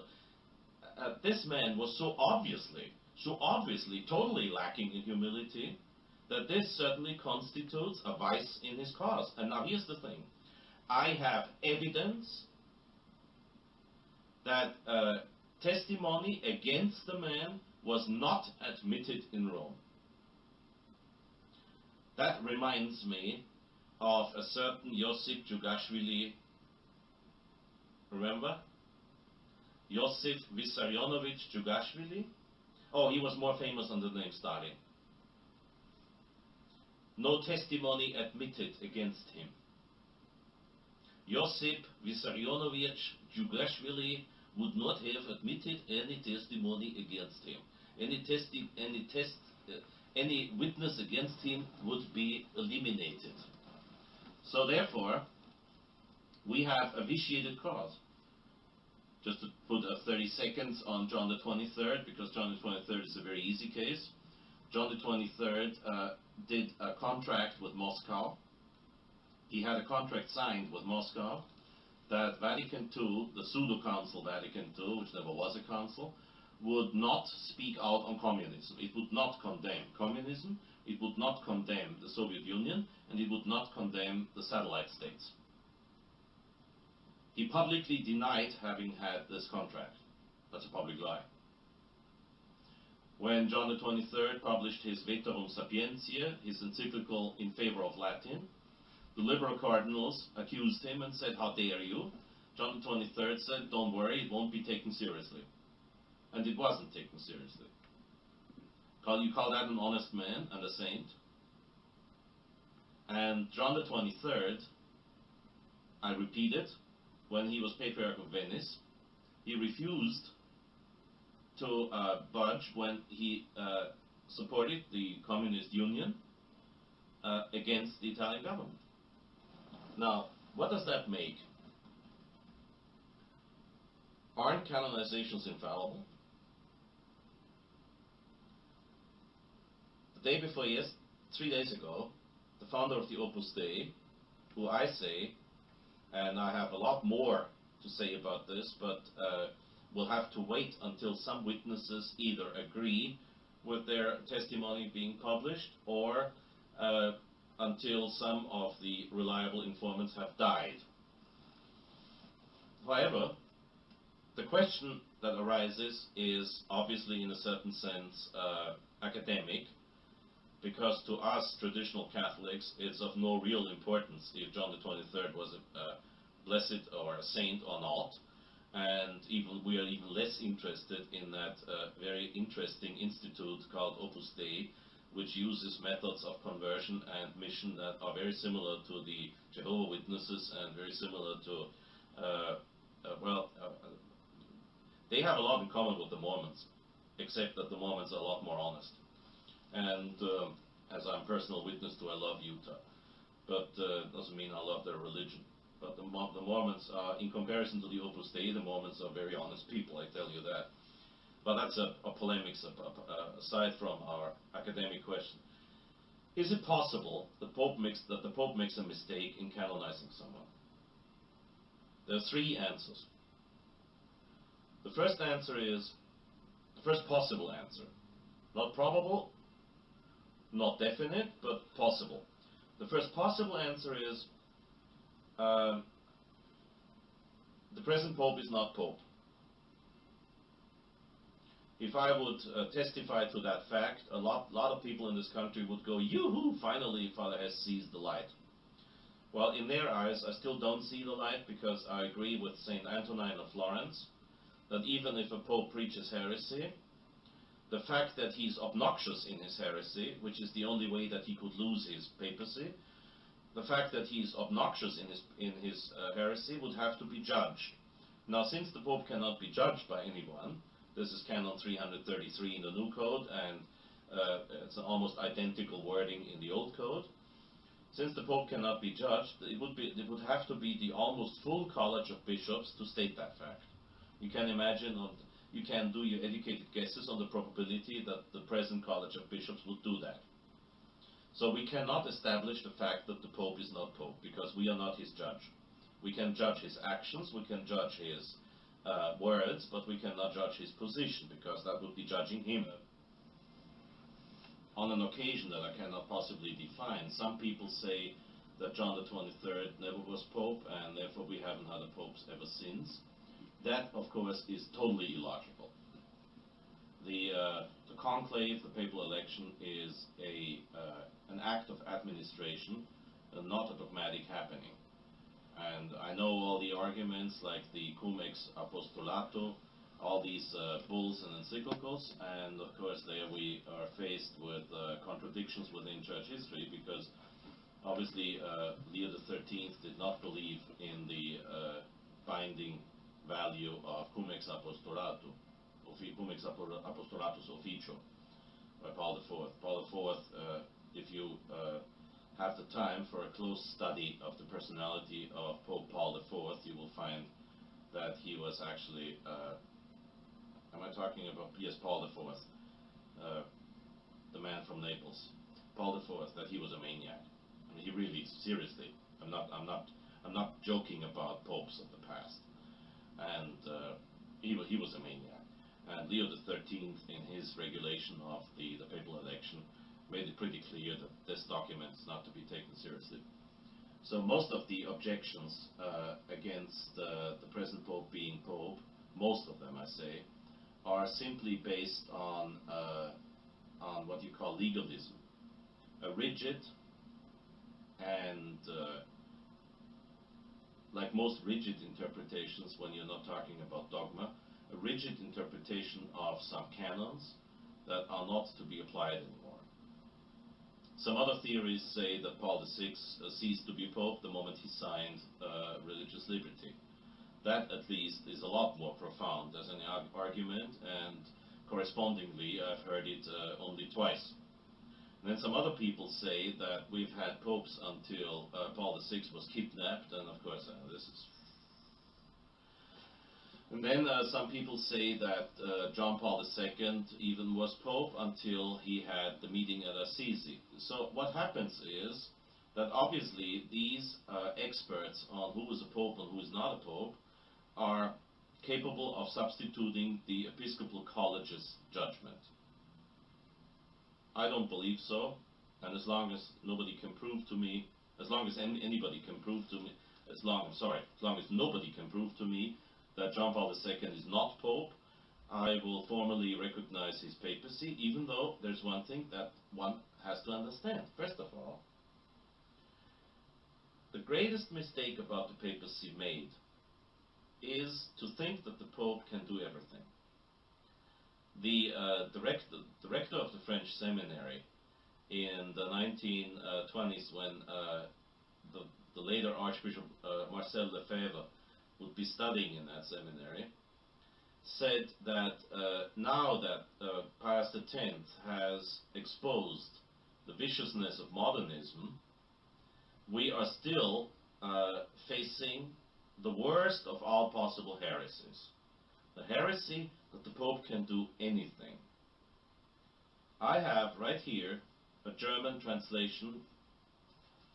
So what I'm giving you is basically an English translation of the German translation of a Latin original. So indulge with my lacking infallibility of what I'm doing now. I'll give you the gist of it. I swear not to diminish or change or admit any novelty in the tradition that I have found preserved by my God-willed predecessors. All the more I will be the faithful disciple, the truly faithful disciple, with all of my burning dedication as the successor, and to keep, with all respect, all of my force, all of my efforts, this handed down treasure. This is a very long sentence, so I beg your pardon if you lose context. Everything that is in contradiction to the canonical order, whatever it may be, to clean. So he's saying, I swear that I will clean everything, clean out, purify everything that is in contradiction to the canonical order. I swear. You always have to remember, it says here, the picture of what you see is that it says, I swear. And then he lists what he's going to swear on, what he's going to testify on, what he's going to promise. To protect as divine instruction all the holy canons and all the instructions of our popes, as if they were divine instruction, as I'm conscious that I, who has your place only through divine grace, that I, who is the vicar of you, that I will have to justify everything I did at the divine judgment. If I should venture to do anything in another sense, or to admit that it is going to be done, then on that terrible day of judgment, you will not be very graceful to me, very gnädig, very indulgent with me. This is the, so to speak, the first part of the papal oath of incoronation. So far, the Pope is speaking about his own person. And so the Pope, already being Pope, is not saying we. He says I. The rest here now is the Pope speaking already as Pope. So he says now we. Therefore, we submit to the excommunication in the most stricted banning whosoever would dare, be it ourselves or somebody else, to introduce anything new in contradiction to this evangelic tradition, to the purity of the Orthodox faith and the Christian religion, or anybody who would, in his contradictory efforts, try to change things, or to withhold the purity of the faith, or to agree with those who do. I understand if you don't understand much of this ad hoc and very lousy translation, but what the Pope actually is saying is that he swears that he's not going to change anything in tradition, that he will accept anything that has been handed down from his predecessors, that he's going to cleanse every contradiction to this tradition, that he's going to safeguard the canons and the instructions of the popes, his predecessors therefore, and that he submits himself to the most harsh judgment by God if he should do something to the contrary. And then, speaking in papal authority, he puts everybody else under the same ban, may it be himself or somebody else. This oath of incoronation is to be found in writing for the first time in church history in 678. I think it was Pope Agatha I. Was Pascal? No, Agatha, I think. And it has been submitted in writing to all the heads of state in Europe. That means the emperors of the Holy Roman Empire of the German nation, and it has been submitted to the kings of France until Boniface VIII, who was Pope until 1303. Boniface VIII, for political reasons, didn't sign this. However, it's still to be found in the Liber Diurnus Romanorum Pontificum. That's sort of the diary of the popes. So this thing here has been signed. Over 600 years it has been signed by the popes, and ever since then it has never been contradicted. This is what you call church tradition. The Pope has to submit to tradition. Therefore, the Pope cannot do everything. Matter of fact, papal authority, ever since people started to misunderstand the infallible definition of infallibility, most people are under the common error of thinking that the Pope can do everything. If the Pope dyes his hair green, you will do so. You will do the same. If the Pope says that you must not eat apples, you won't eat apples. That's not the way it is. The Pope is entirely subject to his predecessors unless you talk about discipline and church government. In matters of faith and moral, he's bound. He's also bound in matters of canonical tradition. Example, the question if a priest may marry or not is certainly a disciplinary question and not a question of faith. And yet, it it has been recommended ever since St. Paul, and it is a law for almost 1,000 years now. So a pope could not in the future abolish celibacy because it has become part of what you could call the status ecclesiae, the state of the church. In a way like we have the United States Constitution, which unfortunately is step by step done away with thanks to the recent presidents and you know what. And in the Constitution of the Church, there are certain things that, while they were only recommended at the beginning, they have become a law long ago, and popes cannot change that. If you think that the Pope can do anything, you will either have to follow him into his heresies, or you will have to declare the see vacant. And since most people have a problem with distinctions and have a problem with complicated answers, they decide for the simple answer, and they will say, for the simplistic answer I should say, because simple answers usually are true, but they decide for the simplistic answer by saying, oh, we don't have a Pope, and the others say, well, you just got to do what he says. Therefore, I think that this point is not a solution to our question. There is a second possibility of solution, a very, very daring one. Very daring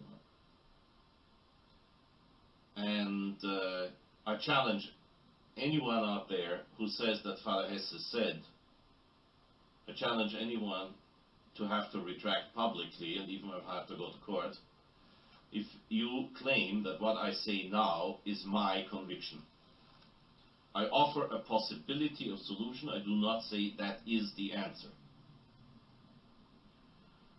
The Church teaches as a certified doctrine, sententia certa, that declarations of sanctity, that means canonizations, are infallible, because in such an important matter, when you talk about somebody being ascribed to the calendar of saints, and very often his veneration being made obligatory. See, that's the difference between beatification. Beatification means you may venerate him. Canonization means very often you must venerate him. And it sounds, of course, highly improbable that the Church would be capable of forcing the veneration of somebody who is most definitely not a saint on everybody. One could argue that, and that's the reason why I went into such an elaboration to explain the procedure of examining a future saint's life and his miracles. One could argue that since the whole procedure is what you call, it's not evidence and proof, but it's circumstantial proof. You're talking about circumstantial proof. I mentioned the example of Emperor Charles I, when some people in Madeira who were asked if it was actually the novena prayed in honor of the last Austrian emperor would be the cause of their miraculous, what do you call it, cure, or the miracle that cured the bone cancer. They would say, well, yes, Father, but you see, at the same time, I was saying 3 rosaries instead of 1. And then, of course, he would say, okay, was it Our Lady who did the intercession, or was it the emperor? You have circumstantial evidence. It would be much easier if you're faced with something that a whole village, the parish priest publicly announces that the whole village is going to say a novena in the honor of St. Charles, Emperor of Austria, in order to have the child of Mrs. Schmalzhuber being cured of its bone cancer. And on the 9th day of the novena, the child suddenly is cured. See, this is something that you would easily consider as evidence. But mostly things are more complicated. And whenever you face the final papal approval that yes, his life was a saintly life, and very obviously he must have been the one whose intercession we have to thank for as regards the 2 miracles confirmed. We are lastly dealing with circumstantial evidence. Obviously, the Holy Spirit can give his inspiration and his sort of guarantee also for the results of circumstantial evidence. Yet, somebody could argue and say there have been cases when something that had the status of certified doctrine of Sententia Chapter later on was contradicted. I don't know of any case, but there might be an argument. Possibly one could say, well, we have to face the fact that canonizations are not infallible. I am not saying that. I believe that canonizations are infallible, so I do not accept solution 1 and I do not accept solution 2. Solution 3 is, in my eyes, the most understandable. How can a pope, whether he's pope or not, because he doesn't have universal, he has universal power, but he's not omnipotent. There are many things the Pope has no right to decide about. And there are many things that the Pope will vitiate his own decision if he does it under certain circumstances. The Pope most definitely sort of revolutionized the procedure for the causes of saints. He abolished the devil's advocate. He did not admit contrary testimony in some of the cases that he had to deal with. Doesn't matter if it was him or some official in the Roman Curia. The Pope is always responsible for everything that happens in the Roman Curia. And so you could say, because of a defective procedure, he cannot come to a decision. And because of his defective procedure, and because of that he cannot come to a definite answer, he cannot pronounce an infallible judgment, even though it sounds like it. That's another solution. It's a possible solution. I think it's even probable, and yet I'm still not satisfied with it. It might as well be a combination of both.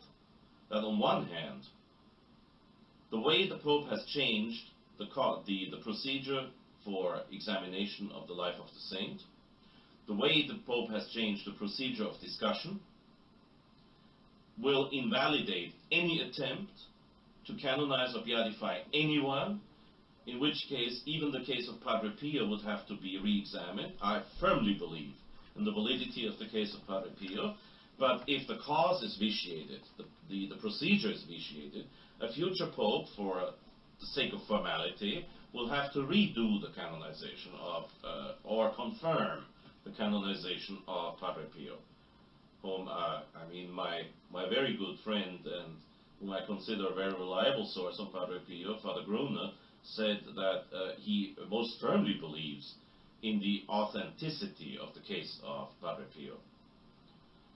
Doesn't keep me from thinking that a future Pope will have to explicitly, formally confirm that sanctification, the canonization. And then there's another thing. We have said that the formula of canonization only means the man is in heaven. Does not mean that he has lived a saintly life. Is that possible? Yes, of course it's possible. Remember John Wayne? John Wayne certainly was not the most shining example of a heroic, virtuous Catholic life, and yet he died with all the sacraments. Do you remember the fact that extreme unction is, if there is an act of contrition, extreme unction will confer a plenary indulgence? Doesn't a plenary indulgence mean that you die without temporal punishment? Doesn't that mean that if somebody, even if you lived a less than Catholic life, on his deathbed receives all of the sacraments, including extreme unction, and that very moment dies without a bad thought? Let's say he receives extreme unction, he's sorry for his sins because they offended Christ. Why would he otherwise want the priest on his deathbed? Unless it's for mere speculation. And then he dies without another sin because he keeps praying his Our Father, and that moment he dies. Wouldn't he go to heaven without purgatory? Impossible, some people say, because some people think that God's mercy is impossible, obviously. But it's quite possible that that happens. In that case, the man could be validly canonized, but he could be validly canonized, yes. He could be validly inscribed, infallibly inscribed, in the list of people who are in heaven. But this is not an act in accordance with the tradition of the Church. It's something that you call, in German you call that a nicht-kirchliche Handlung, a non-church action, a non-ecclesiastical action. Meaning, the term doesn't, in the proper sense, doesn't exist in English, meaning that, yes, the Pope makes an infallible pronouncement, but he does it under circumstances that are most definitely against the interests of the Church, against the tradition of the Church, and against the economy of salvation in the Church. Because it's kind of like saying publicly, oh, don't worry about your sins. Just make sure you make an act of contrition before you die. You might not have time for that act of contrition before you die. If you're run over by a bus, you might be thinking some very vicious thoughts until you are gone. No act of contrition here. So that's, of course, that's vicious. Very vicious. And you see, I do not believe in these simplistic, rationalistic answers saying, he makes a mistake, he's not Pope. Or, he makes a mistake, well, in that case I have to say, canonizations are not infallible. That's a sort of, it's an argumentation by exclusion. You ain't black, so you're white. What about your being gray? Nah, you ain't white, so you're black. You ain't black, so you're white. It's not a yes, therefore it's a no. Where's the distinctions? St. Thomas Aquinas says, distinguendum est, distinguendum est, distinguendum est. You should read the Summa Theologiae. Talk about Jesuits answering a question with a question. You should read the Summa Theologiae, where St. Thomas in his answer says, yes, yes, yes, yes, but. I answer with a yes, and then I say, but. This has to be considered such and such and such. From another viewpoint, though, you have to remember such and such and such. So under the first circumstance, yes. Under the second circumstance, no. This is the common answer given in the old days by the Holy Office. You ask the Holy Office, may I, under such circumstances, do this and this and this? The Holy Office will answer, if circumstance A is present, yes. If circumstance B is present, no. That's a yes and no answer. Yes and no. You. It's a yes and no answer. And the same is true with most theological solutions. They are simple, yes, but they're not simplistic. They're not black and white. You're not talking about a theological chessboard. You're talking about a digital picture. You're talking about something that has all shades of color. And still it is simple. I think that the answer is, if somebody who has led a vicious life, but who most probably was torn in between frequenting the sacraments and, as far as the founder of the Opus Dei or John the 23rd are concerned, celebrating Mass, administering the sacraments, not giving up. At the same time, unlike a certain Secretary of State in the past, who sent away the priest on his deathbed, receiving the priest on his deathbed, receiving the last rites, dying, feeling sorry for his sins, even though he had a somewhat less precise picture about his sins than God will have, and then dying, let's say, as the last one, who just by the skin of his teeth escapes hell and goes into purgatory, and then he's got a whole bunch of bishops and popes and priests who celebrate masses for him. Now, are there in plenary indulgences or are there not? Is a plenary indulgence a gallon of gas for a truck, or what? Or is a plenary indulgence filling it? Plenary means full. A full indulgence. Plenary indulgence means all punishment is taken away. Why wouldn't it be possible that then a man who has led a vicious life, but for some reason felt sorry for his sins before he died, he would go to heaven? Yes, but it would be a vicious act to propose him as an example. That's why you will not find the Mass of St. Constantine, Emperor, in the Roman Missal. Though we all believe that he's in heaven. But he was not exactly the most perfect example on how to reach sanctity. See, the Church knows an economy of salvation. Economy of salvation, not in a financial sense, obviously, but economy is a somewhat larger and greater and bigger term than the term money. And the economy of salvation means you do not give people their favorite person as saint, but you give them their favorite saint as an example.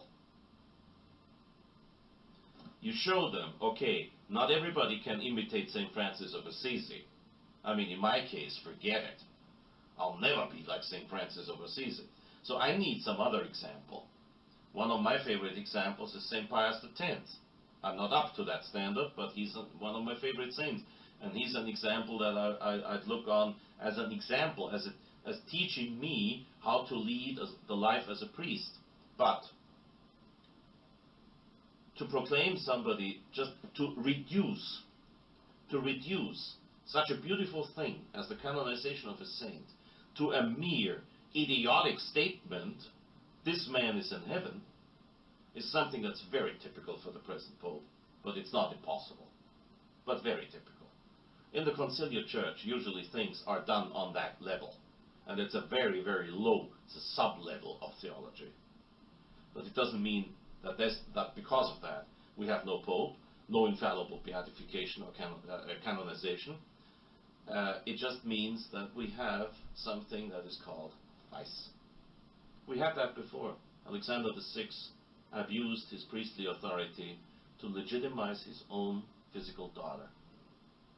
That is making fun of priesthood. Yet nobody has ever said he wasn't Pope. Nobody has ever even doubted the validity of that legalization of his daughter. It has been accepted in history and by the state in those days. To me, the canonization of the founder of the Opus Dei is a worldwide scandal. But what do you expect from a man who kisses the Quran in public? He kisses the holy book that says you may not drink wine. Such a book cannot be holy.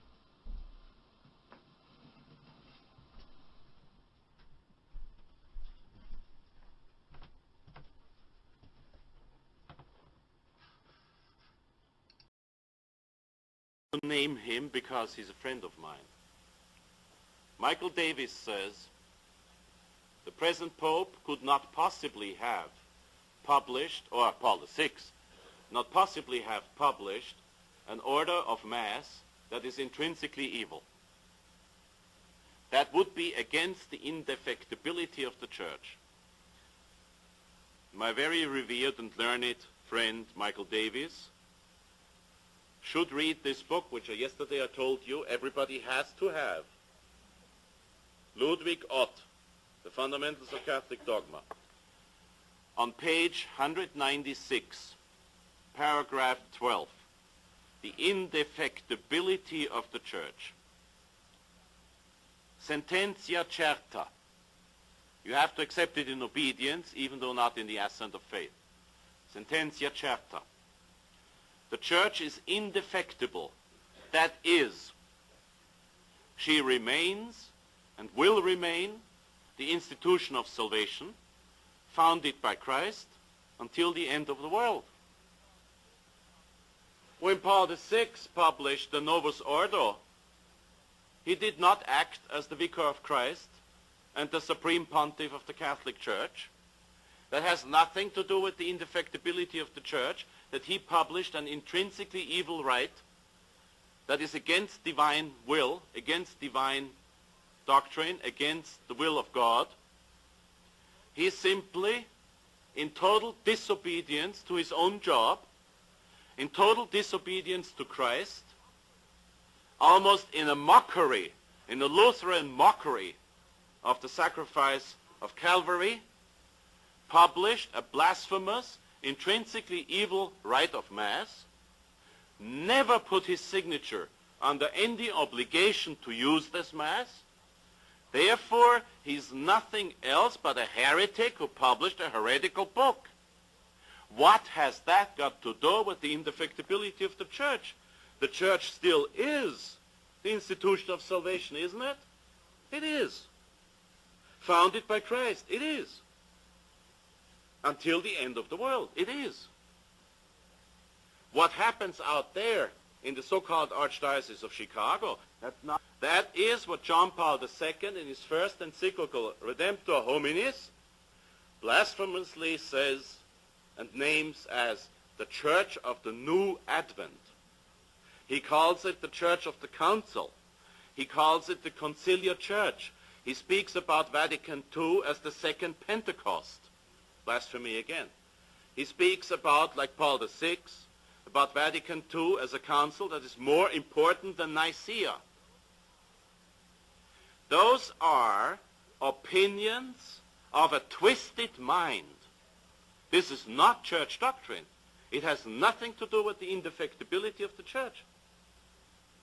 Wherever the Catholic Church is to be found, like in this beautiful hall, this is where the Catholic Church is visible. When the Reverend Father Gruner today in the morning celebrated Mass, he needed a little bit overtime for celebrating, but it was visibly the Catholic Church. When I celebrated Mass yesterday evening, this was visibly the Catholic Church. It was visibly the institution founded by Christ, and it was visibly the institution that is the only hope we got. This is the indefectibility of the Church. The indefectibility of the Church does not mean that the Pope cannot talk baloney and commit crimes. The present Pope utters heresy, utters blasphemy. He commits schismatic acts. We do not really know if he's still Pope. We have to accept the fact unless we can prove the contrary. But it has nothing got to do with the indefectibility of the Church. And to conclude this speech, I want to answer a question of yours which most of you have. How is it possible that God permits such suffering in the Church? How is it possible that God allows that the Catholic Church suffers as much as she does? The Catholic Church suffers. The Catholic Church suffers from episcopal conferences. She suffers from episcopal councils, priests' councils, parish councils. The Church suffers from heretical definitions. The Church suffers from a heretical definition of unity to be found in Redemptor Hominis, the first encyclical of Pope John Paul II, where he says the unity of the Church consists in synods, episcopal conferences, episcopal councils, and parish councils. While we know that dogmatically sure the Church's unity consists in a unity of faith, a unity of worship, and a unity under the same Vicar of Christ. The Church unity does not consist in all those Soviets. Soviet means council. The Church's unity does not consist in the parish Soviet, the diocesan Soviet, and the Episcopal Soviet. Yet the Church has to suffer through the most intensive and horrible crisis in her history. And this is where people's minds go bonkers. This is where people get confused to the point of losing the faith, because they have not understood the sufferings of Christ. If in doubt which mysteries of the Rosary to say the sorrowful mysteries. You have to understand the suffering of our Lord. You see, the glorious mysteries are the mysteries of the Church triumphant in heaven. The sorrowful mysteries are the mysteries of the Church suffering in purgatory. And the joyful mysteries are the mysteries of the Church fighting here. I'm happy and proud to sit here as one of the officers in that army. That's the joyful,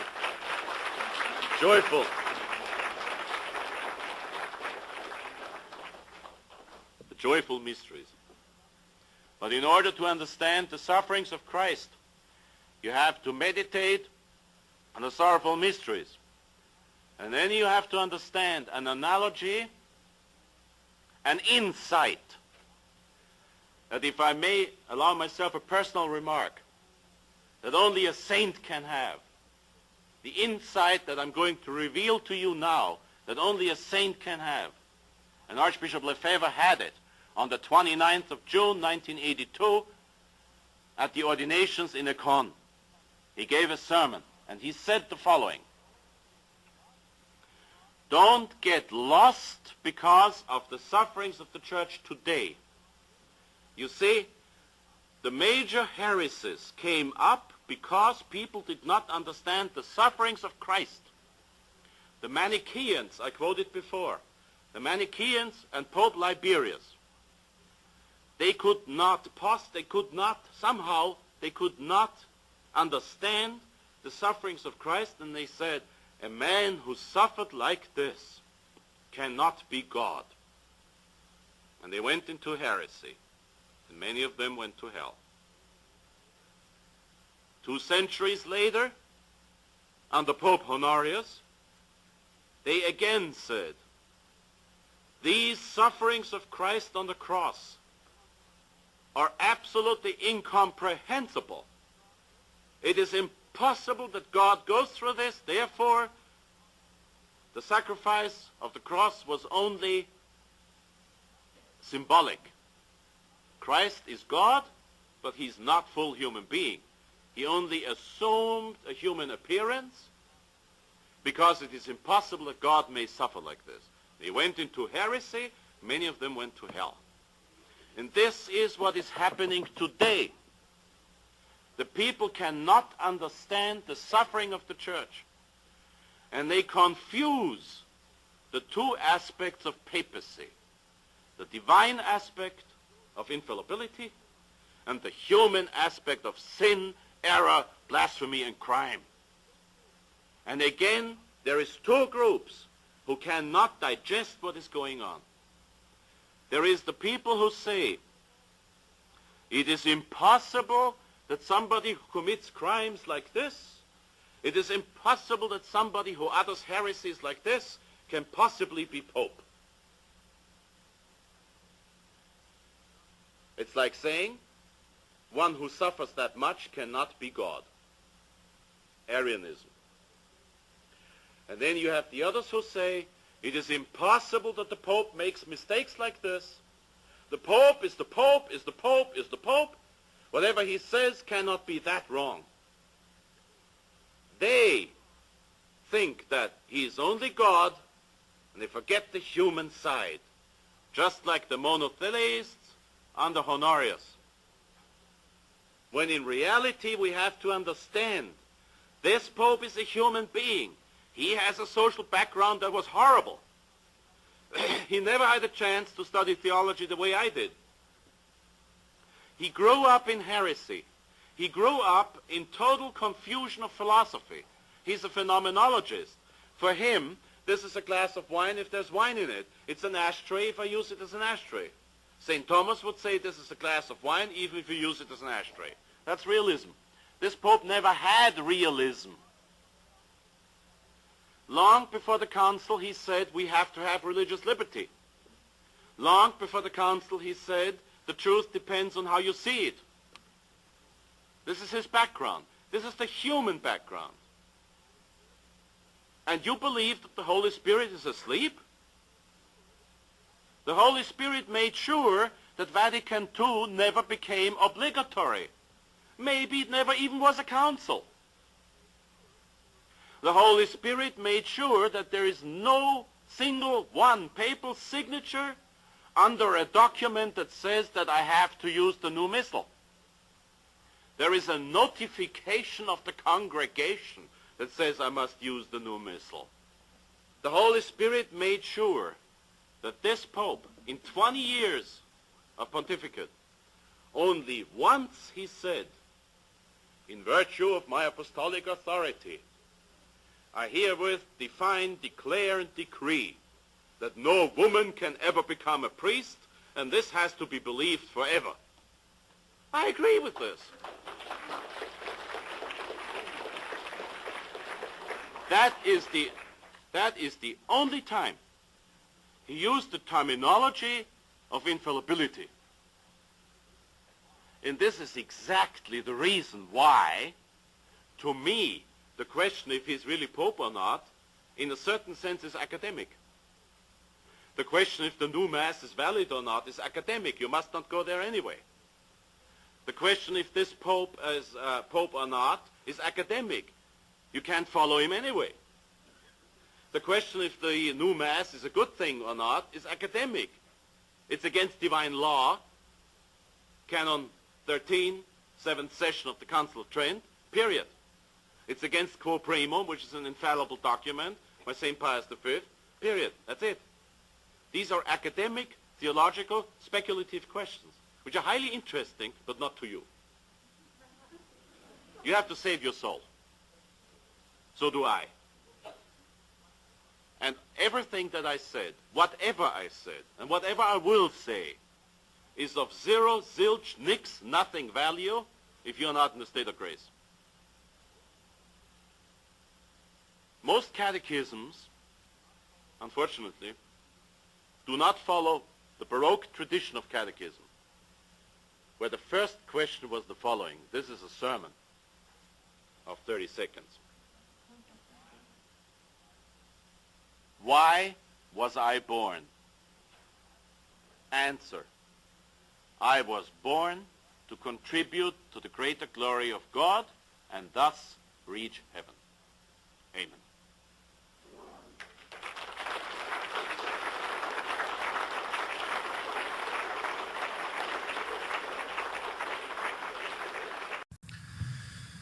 There were several other mistakes made by popes which are not of no interest to our topic today, and it was in the it was in the 12th century when Pope Innocent III said, if a future pope was to change all the rites of the sacraments, he would put himself outside the church. Now, these are not my words, but these are the words of Pope Innocent III. If a future pope was to change all the rites of the sacraments, he would put himself outside the church. At the Council of Florence, 1441, Pope Eugene IV held the same. And at the Council of Trent, finally, this was made a dogma. In the 7th session of the Council of Trent, on the sacraments in general, the Canon 13 reads, if anyone was to say that the traditionally handed down rites used in the solemn administration of the sacraments can be held in disdain or be shortened or be changed into new ones by whomsoever of the pastors of the churches, may he be cursed. If anyone was only to say that, he would already be outside the church and cursed. And the Latin word for whomsoever is absolutely without a second meaning. It is very clear. The Latin word quiscumque. You can look that up in the dictionary if you don't trust me. The Latin word quiscumque, in classical Latin as in medieval Latin, has only one translation. And the translation is whosoever, brackets, no exception granted. Whosoever. Quiscumque is absolutely exclusive. Now, whosoever of the pastors of the churches includes the Pope. The Pope is the Bishop of Rome, the Archbishop of Latium, the Primate of Italy, the Patriarch of the West. That's a lot of pastors in one person. So anyone, whosoever of the pastors of the churches includes the Pope. Even my friend Thomas A. Nelson, 10 books, has that translated wrong, probably not his fault, in the documents of the Council of Trent where it says every pastor. Quiscumque cannot be translated with every. Every would be something like quisque or omnes. But quiscumque means whosoever. The Council of Trent fathers knew Latin. They were not like the fathers at Vatican II who didn't know a thing about Latin. At the Council of Trent, the only language used was Latin. They didn't speak anything but Latin. Of course they spoke Italian. They spoke Italian when they were running over for a coffee. But in the Cathedral of Trent, Latin was spoken. And everybody back then knew his Latin. And when they formulated that canon, believe me, they were back then, they took the truth seriously. They were fighting over every single word. And if the word quiscumque was chosen, that meant the Pope too. To choose the word quiscumque was like saying right in the Pope's face, that means you too. And that's absolutely in accordance with church tradition, as you will see, because Gregory the Great became Pope in 590. Shortly after he became Pope, he added the words, Diesque nostros in tua pace disponas to the hanc igitur. May you dispose of our days in your peace. The population of Rome almost killed him for that. Said, how dare you touch the sacred canon? That was 590 something. The church back then was very well aware of the necessity of tradition. St. Cyril of Jerusalem said, is it tradition? Ask no more. Means it's tradition, fine. It's not tradition, discard it, forget it.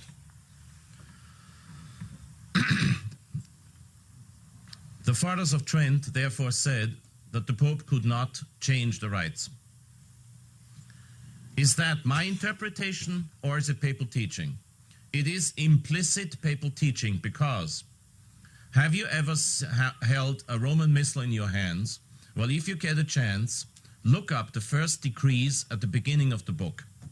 At the beginning of the Roman Missal, you will find the decree Quo Primum by Pius V.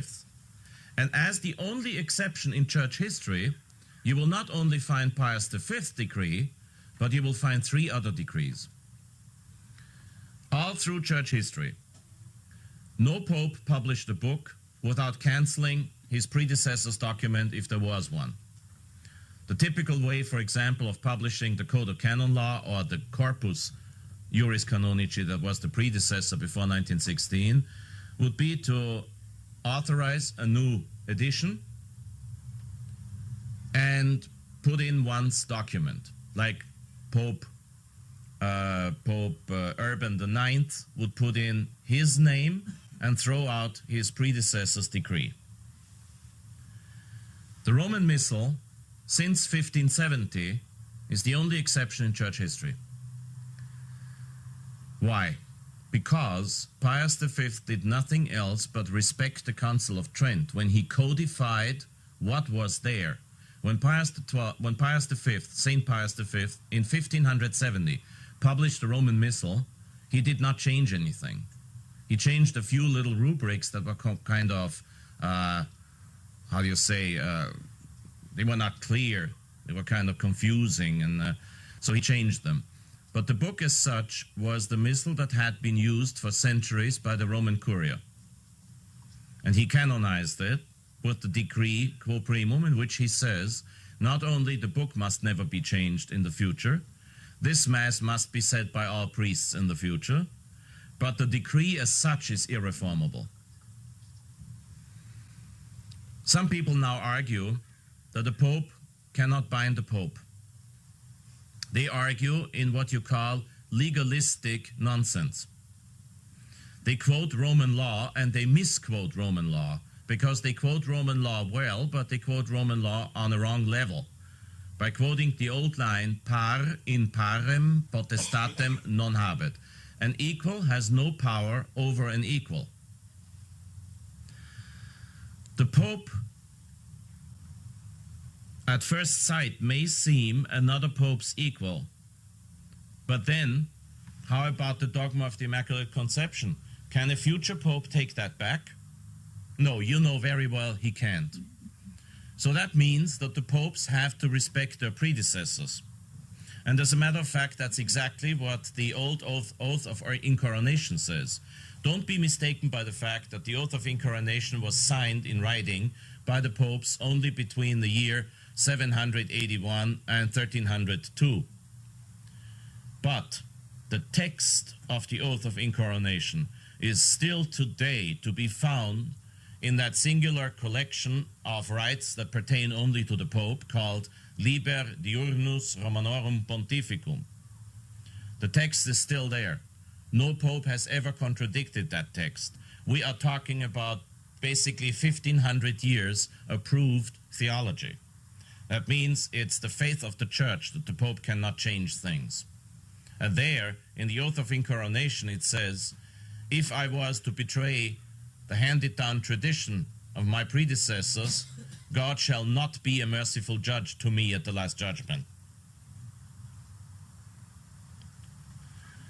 So, tradition binds the Pope, especially in liturgy. Why? The oldest liturgical principle that has been written down the first time in the year 250, exactly 1750 years ago, is Lex orandi statuat legem credendi. The law of what has to be prayed will determine the law of what has to be believed. Do not confuse the law of what has to be believed with the deposit of faith. The deposit of faith is at the very beginning of everything. But the law of what has to be prayed, that is the Roman Missal, for example, will determine the law of what has to be believed. What is the law of what has to be believed? The Creed, for example. Every time you recite the Creed at Sunday Mass, at the same time you recite what you have to believe in order to remain a Catholic.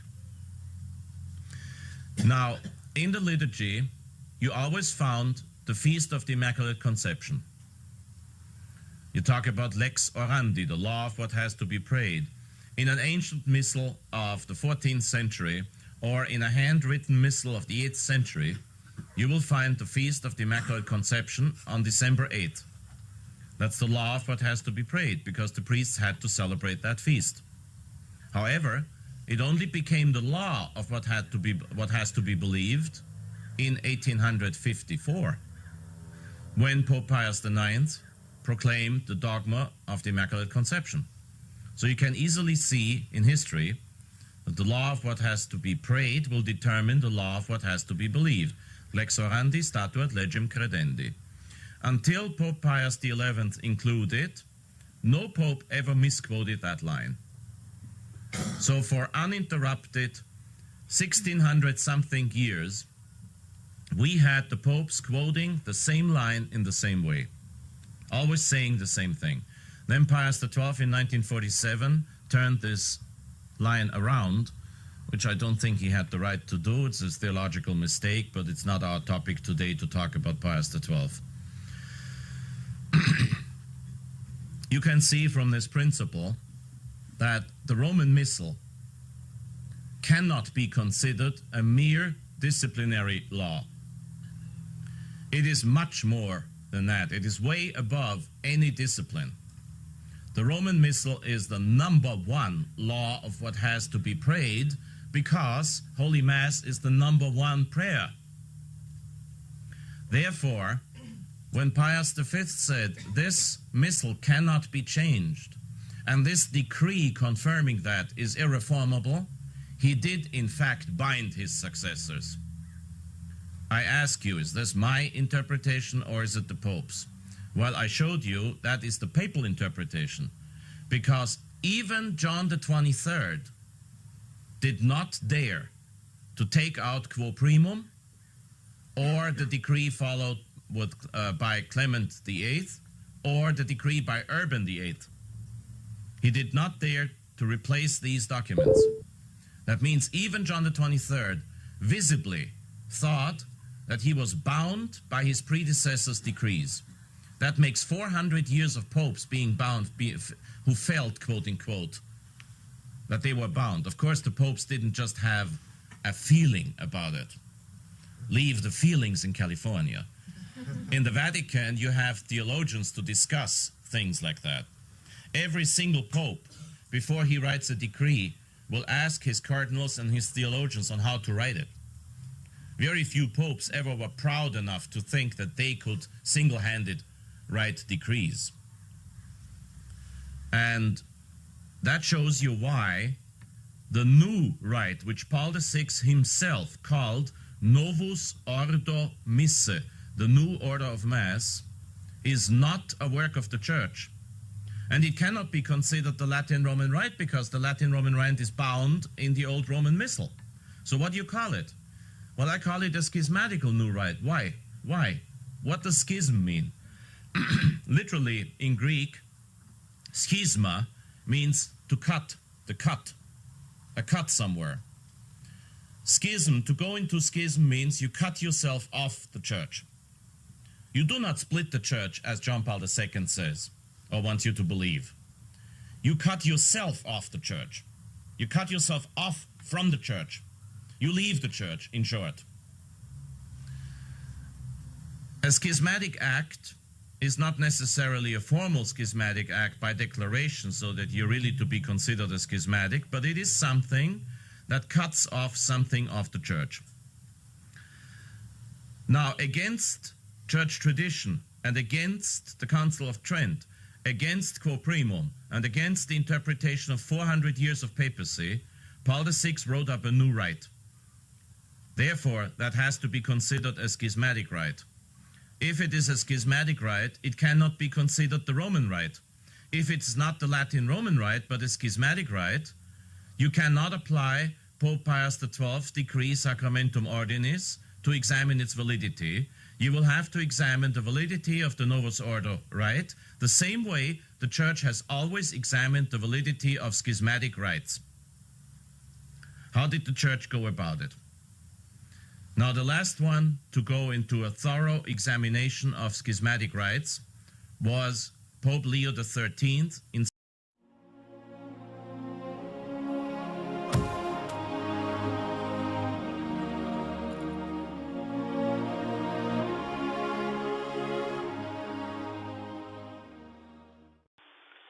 Now we consider another abundant source of the evils with which the Church is afflicted at present, indifferentism. This perverse opinion is spread on all sides by the fart of the wicked, who claim that it is possible to obtain the eternal salvation of the soul by the profession of any kind of religion, as long as morality is maintained. Surely, in so clear a matter, you will drive this deadly error far from the people committed to your care. With the admonition of the apostle that there is one God, one faith, one baptism, may those fear who contrive the notion that the safe harbor of salvation is open to persons of any religion whatever. They should consider the testimony of Christ himself that those who are not with Christ are against him, and that they disperse unhappily who do not gather with him. Therefore, without a doubt, they will perish forever, unless they hold the Catholic faith whole and inviolate. Let them hear Jerome, who, while the Church was torn into 3 parts by schism, tells us that whenever someone tried to persuade him to join his group, he always exclaimed, "He who is for the See of Peter is for me." A schismatic flatters himself falsely if he asserts that he too has been washed in the waters of regeneration. Indeed, Augustine would reply to such a man, "The branch has the same form when it has been cut off from the vine, but of what profit for it is the form if it does not live from the root?" This shameful font of indifferentism gives rise to that absurd and erroneous proposition which claims that liberty of conscience must be maintained for everyone. It spreads ruin in sacred and civil affairs, though some repeat over and over again with the greatest impudence that some advantage accrues to religion from it. But the death of the soul is worse than freedom of error, as Augustine was wont to say. When all restraints are removed by which men are kept on the narrow path of truth, their nature, which is already inclined to evil, propels them to ruin. Then truly the bottomless pit is opened from which John saw smoke ascending which obscured the sun, and out of which locusts flew forth to devastate the earth. Thence comes transformation of minds, corruption of youths, contempt of sacred things and holy laws. In other words, a pestilence more deadly to the state than any other. Experience shows, even from earliest times, that cities renowned for wealth, dominion, and glory perish as a result of this single evil, namely a moderate freedom of opinion, license of free speech, and desire for novelty. Here we must include that harmful and never sufficiently denounced freedom to publish any writings whatever and disseminate them to the people, which some dare to demand and promote with so great a clamor.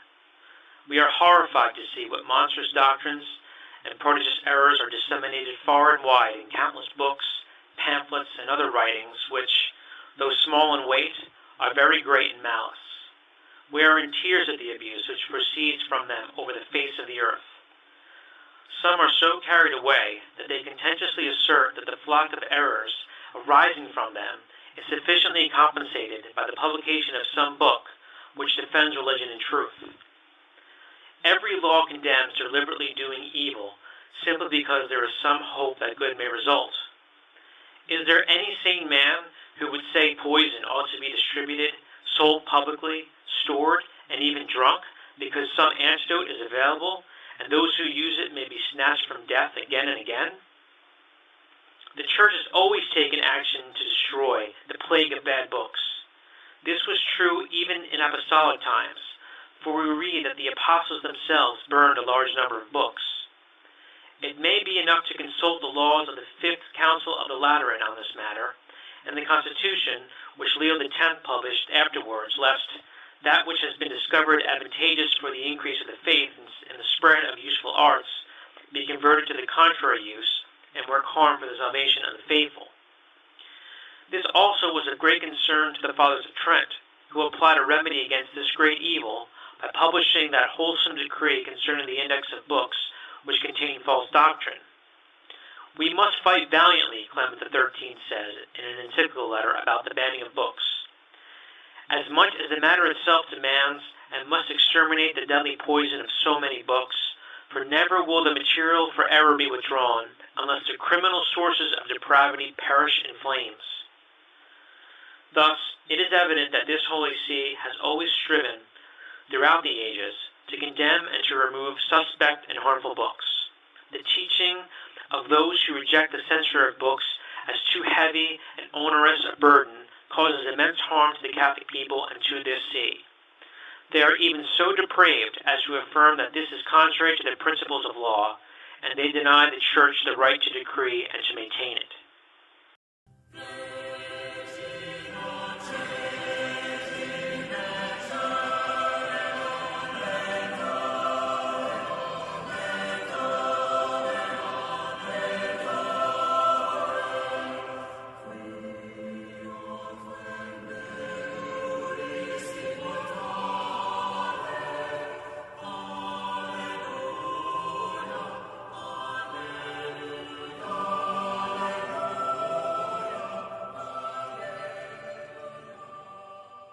Now, the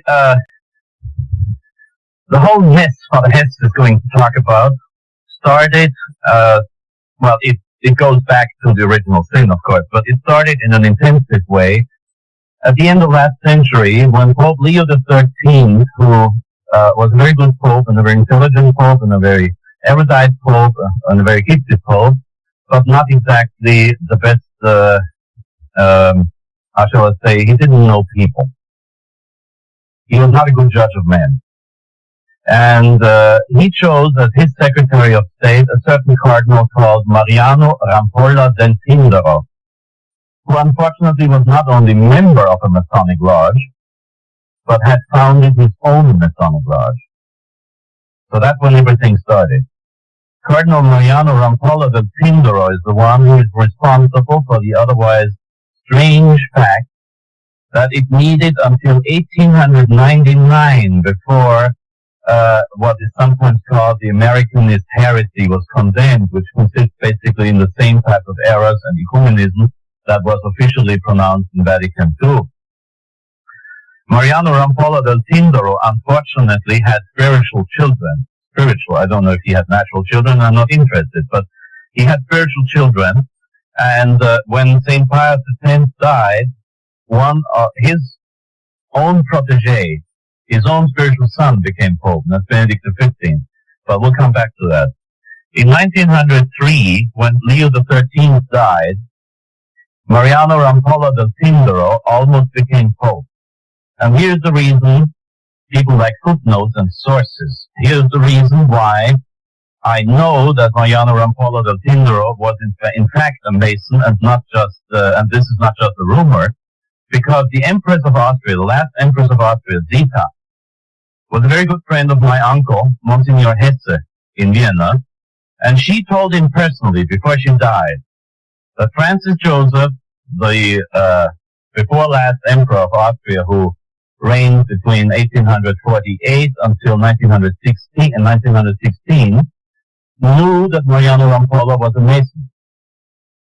And so he pronounced the century-old veto against Mariano Rampolla del Tindaro by the time he had 2/3 of the vote. And this is how St. Pius X got elected. This is something that I cannot scientifically prove. You will just have to believe me. My uncle told me that the Empress Zita had told him that.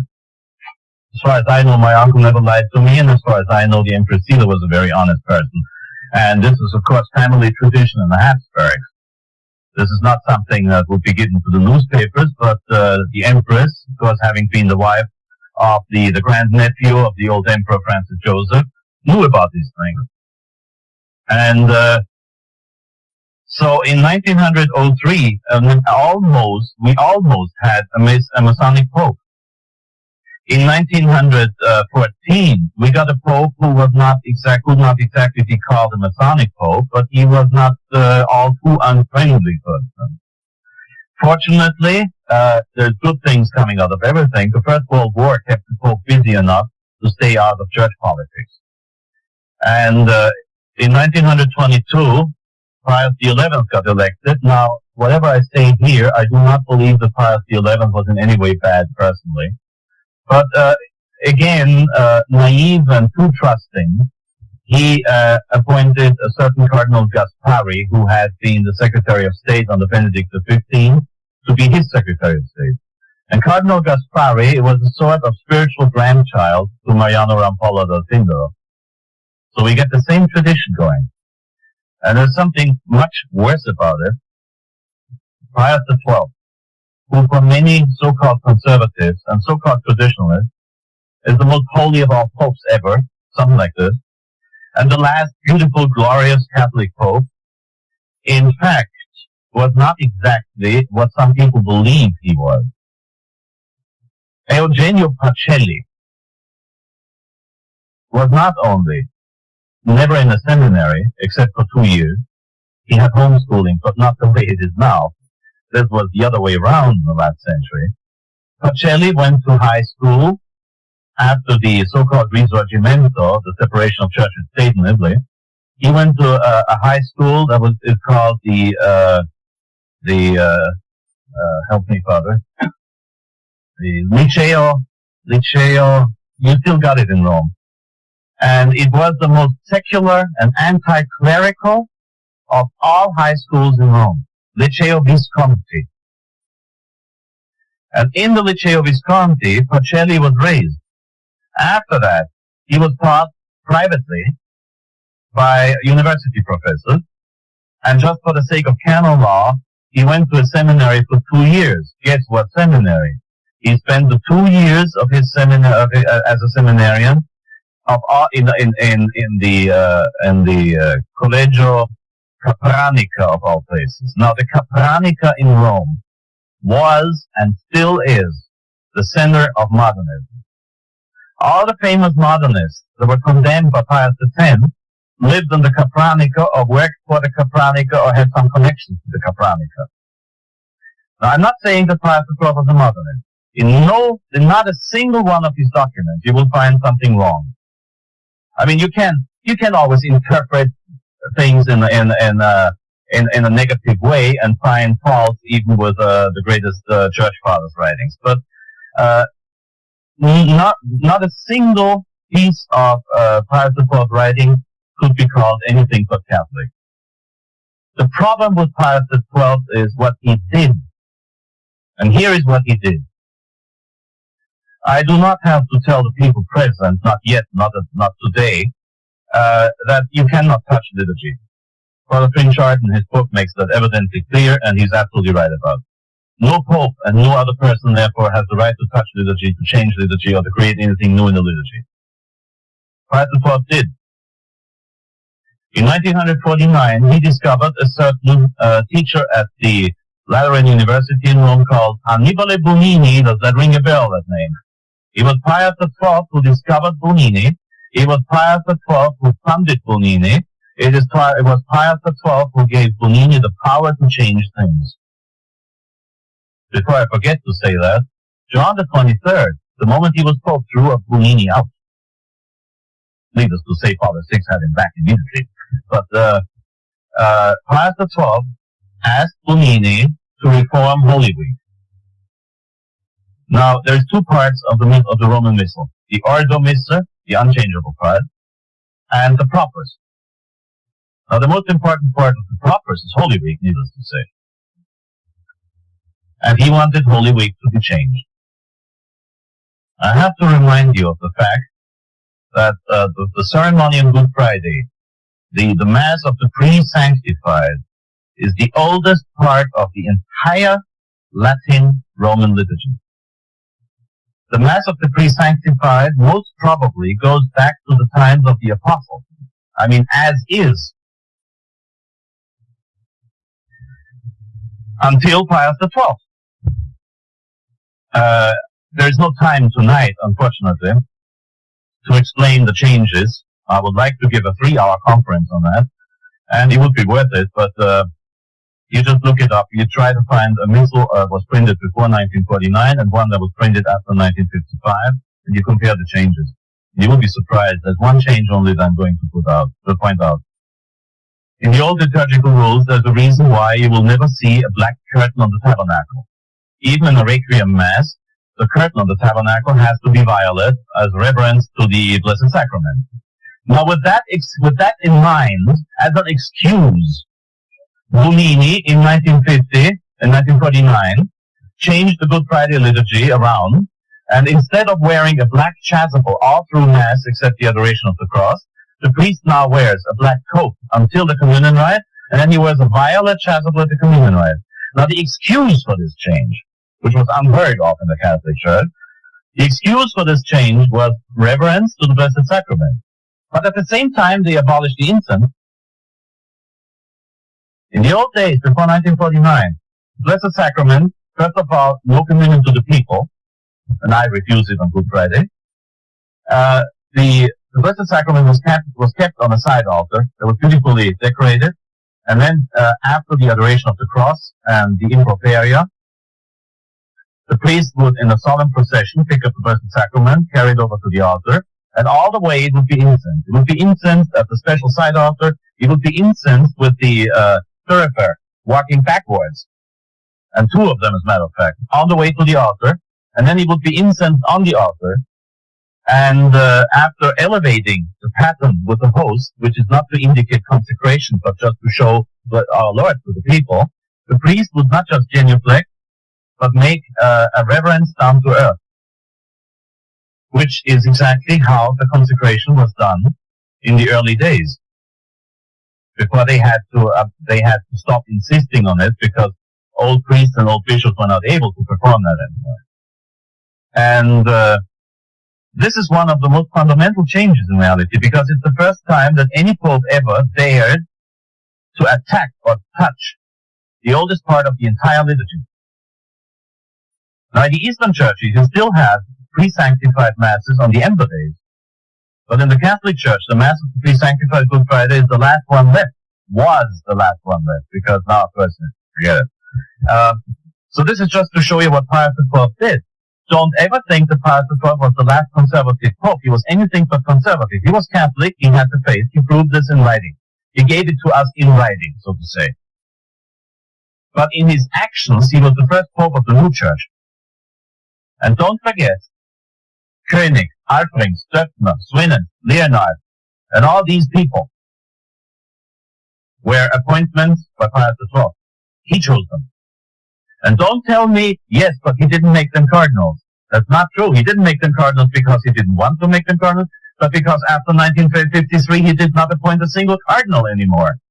And don't tell me that he wanted to get rid of Montini by making him Archbishop of Milan. Please don't. Because Pius XII was not an imbecile. Pius XII knew that the Archdiocese of Milan had given to the Church the Pope who made him Secretary of State, Pius XI. Pius XI was Archbishop of Milan. So if you want to get rid of a Monsignor, you do not make him popular, right? And the only reason why Montini was not a cardinal in 1958 is because nobody got appointed anymore after 1953. So we have to notice, sadly, that the influence. Now, parenthesis, I am firmly convinced that Pius XII did not realize what he was doing. But this is not the point of the conference here. We are not sitting in judgment over poor Eugenio Pacelli. We are discussing historical facts and nothing else. And as a historical fact, Pius XII was not a conservative pope. He was not a traditional pope. He was just barely Catholic in his writing. What he did to liturgy is far underestimated. In 1958, when Pius XII died, the only part of the Roman liturgy that was intact and well preserved all over the world was the canon. Nothing else. In 1949, Pius XII gave permission to the Chinese to say Mass in the vernacular, except for the canon. In 1958, just a few months before he died, just about in time, he gave permission to the German bishops and the Austrian bishops and the German-speaking bishops in Switzerland to say the reading and the gospel in German right up there on the altar. That means for the first time, the priest dressed as a priest with his maniple and chasuble on was speaking the vernacular, and not only the vernacular, but on the altar of Christ, he was reading a lousy translation instead of the word of God. So this is what Pius XII did, and many other little details for which we do not have time. So by the time Pius XII died, the Church was indeed ready for the revolution. Absolutely and totally ready for it. The reason why our dear friend Archbishop Lefebvre always pointed out 1958, 1958, 1958 is simple. People get confused when you tell them the whole story. So it is easier to point out 1958 for pastoral reasons, because you know how it is. As a priest, you ask many questions, and many people come up and say, "Father, can I trust this book?" And I will look it up, say it was printed before 1958. You probably can trust it. So it's just it's a way of simplifying things for necessities. And this is what Archbishop Lefebvre had in mind when he said 1958 and 1958 was a change. But in many of his sermons, he explained very well that indeed this was not a radical change, but something that grew like a cancer. So in 1958, the Church was already in a mess. The only thing is you couldn't see it. Very few people saw it. But Pius XII left a shipwreck, and Paul VI sunk it. And, well, there's very little to say about John the 23rd. We know he was a communist because in 1955, I think it was, or 54, when he became Patriarch of Venice, he helped the communist unions in Venice. This was at the time when Pius XII had put the membership of the Communist Party under excommunication. And this was the time the three most important factors of destruction in the Church grew. That was during the 19 infelicitous years of Pius XII. The three most important were the new Pope, the new liturgy, and the Opus Dei. The Opus Dei, which is the heart and the brain of the conciliar church in reality. The so-called, and that will have to be taken back in the future, the so-called blessed José María Escrivá de Balaguer, admitted members of the Communist Party, and mind you, I read this in books published by the Opus Dei or endorsed by the Opus Dei. I do not make the mistake of quoting other people against the Opus Dei. Pius XII admitted, José María Escrivá de Balaguer, the founder and the first prelate of the Opus Dei, admitted members of the Communist Party into the Opus Dei without asking them to leave the Communist Party in a time when membership in the Communist Party was under excommunication. So far about Blessed José María Escrivá de Balaguer. And John the 23rd did exactly the same in Venice when he was Patriarch, Archbishop of Venice. And I guess as far as historical things are concerned, that's where we can stop, because everybody present and everybody who will see this tape will know what to think about Paul VI, I hope.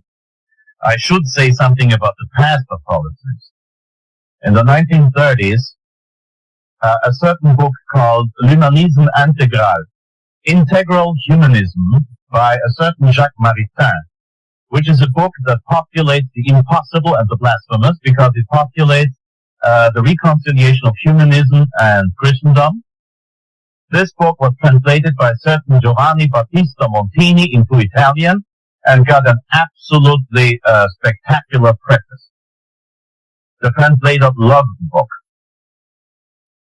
And that was a spectacular happening in those days, in a time when Pius XI had people thrown out for things like this. I don't know why Montini survived Pius XI, but I guess it was because a certain Gaspari, whom I mentioned before, was the Secretary of State. Giovanni Battista Montini was certainly the person who found and discovered Bunini under Pius XII. However, this does not change what I said before, because Pius XII celebrated those changes himself. He approved of them, he agreed with them, he had them published, he had them made them mandatory, and he changed them, and he used them. The same Pius XII I'm sure this was Cardinal Bea, who discovered the Jesuits who would translate the Psalms of the Breviary. That means the 150 Psalms of David, which would have meant the end of Gregorian chant. You cannot use those Psalms for singing. Believe me, I know what I'm talking about. And so 1958, the church was a wreck. The Vatican Council, which should be subject of another talk of mine, because that's not something I can deal with in 10 minutes. Vatican Council established something that a certain Bishop Carroll of Carrollton in 1789 in this country had already wished for the American church. That means ecumenism, liberalism, and a lack in liturgical discipline and vernacular liturgy and all that garbage. Paul VI instituted it. The Vatican II postulated it. Don't say the Sacrosanctum Concilium did not want a new liturgy. I will prove to you that it did. Paul VI established a new church, which I call the counterfeit church, because it calls itself Catholic. It claims to be founded by Jesus Christ. It was not founded by Jesus Christ. It was founded by Paul VI and his predecessors and Vatican II. And the present situation is even worse than what Father Trinchard says in his book. The present situation is even worse. Not only you will find, as Father Trinchard points out very well, in this country, you will hardly find a priest left who believes in the real presence. You will hardly find a priest left who believes in the transubstantiation. On the contrary, you will find that only a priest who denies the real presence, at least privately, will become bishop. You will find that despite all of his nice little talks, this Pope hates the old Mass. In 1988, in a decree that I can only call double fraud, theological and canonical fraud, the present Pope claimed that he wished the bishop to be more tolerant with the old Mass. A year later, in a speech, he said, "Valde dolendum est," It is very hurtful to me that there are still some people left who cling to these forms of worship. So for the present Pope, these are just the traditional Latin Mass, the only Mass of the Latin Rite. If, in eternum, forever, canonized Mass is just another form of worship. And this is so bad that today it is impossible to be promoted in church government in Rome without saying the new Mass, without defending Vatican II, and without denying dogma. That means it is a fully and completely heretical church, and Bishop Tissier de Mollaret of the Society of St. Pius X very, very rightly said it is a Gnostic sect. Gnosticism is something which we know to be in deep down a satanic rite and a satanic belief and a satanic religion. And the counterfeit church, the conciliar church, is a Gnostic sect. And this goes to the point that I do not refer to the very untrustworthy book of Malachi Martin, Windswept House. I refer to information from inside the Vatican. I don't know about any satanic consecration ever done in a chapel in the Vatican. I know that there are active Satanists in the Vatican. I know that one of the secretaries of the present Pope was threatened with his life, finding graffiti in his own apartment, which is a very secure apartment inside the Vatican. He found satanic graffiti, painted with blood.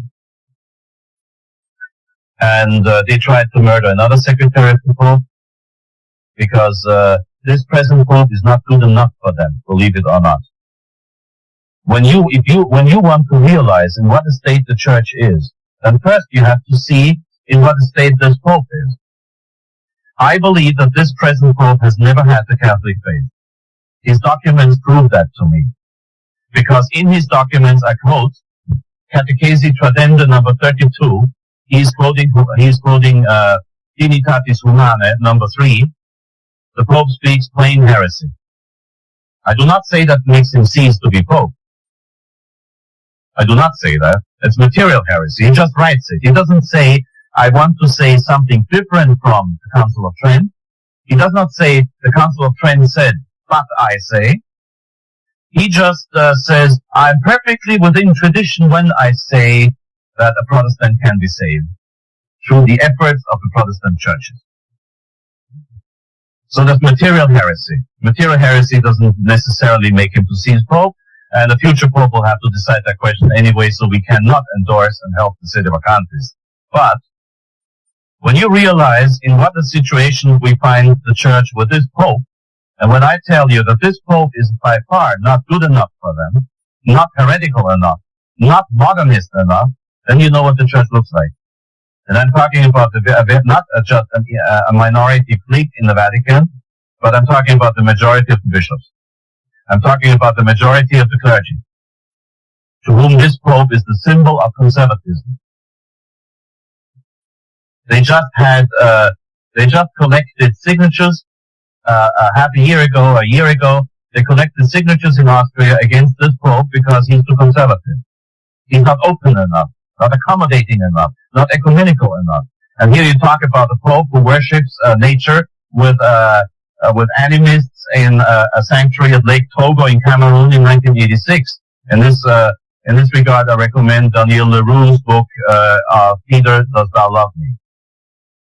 And the worst thing is, I do not see, humanly speaking, I'm not a prophet. I cannot argue with God's providence, and I cannot argue with miracles. But humanly speaking, I do not see the slightest chance of a next Pope being elected who would be better. I got to know many cardinals in Rome. The few ones who are better than this Pope do not stand the slightest chance, as far as I'm concerned. And you wanted to hear what the situation in the church is. This is what it is. This Pope is not good enough for them.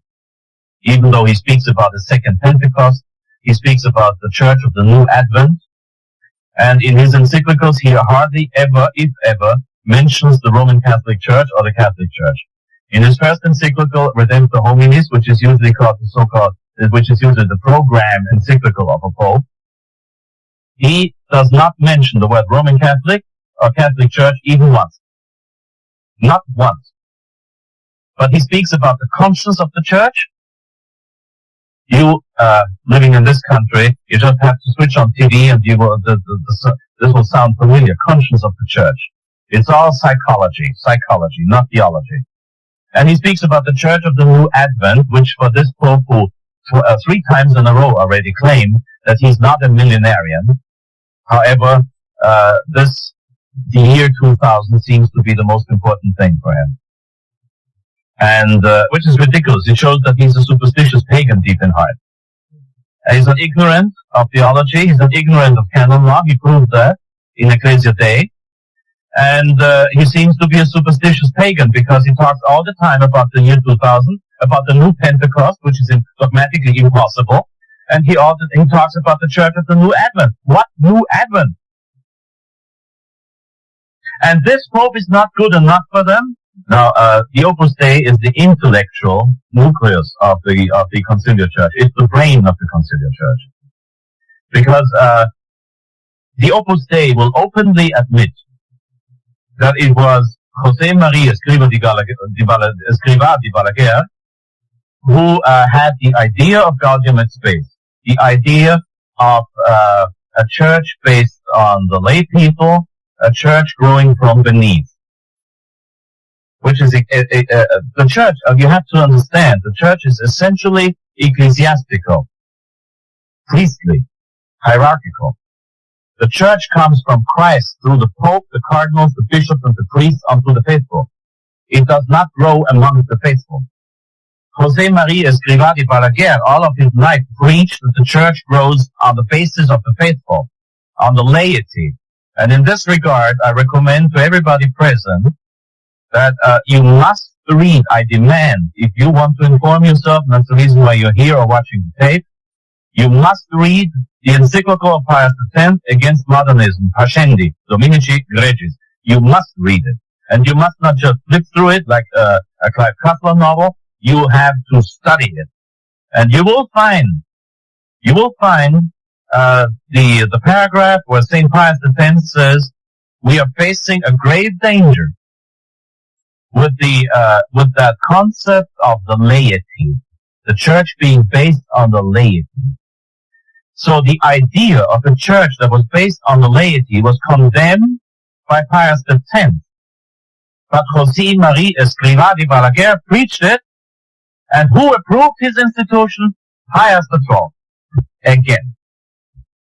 And now his institution is the most powerful within the Catholic Church. They are the ones who serve the purpose of appeasing the conservatives by telling them, you have to keep the 6th commandment and the others too. And they are the ones who will have their priests in clergymen, cassock, neatly dressed, celebrating the Novus Ordo in vernacular, in a decent and nice way. And they are the ones who will tell you that Vatican II can be interpreted in a Catholic sense. It's the Opus Dei, the brain behind that childish and absurd idea that Vatican II could have a Catholic interpretation. There is no way to interpret Vatican II in a Catholic way. I mean, I'm not talking about every single line, obviously. 90% of Vatican II are just warmed up doctrine.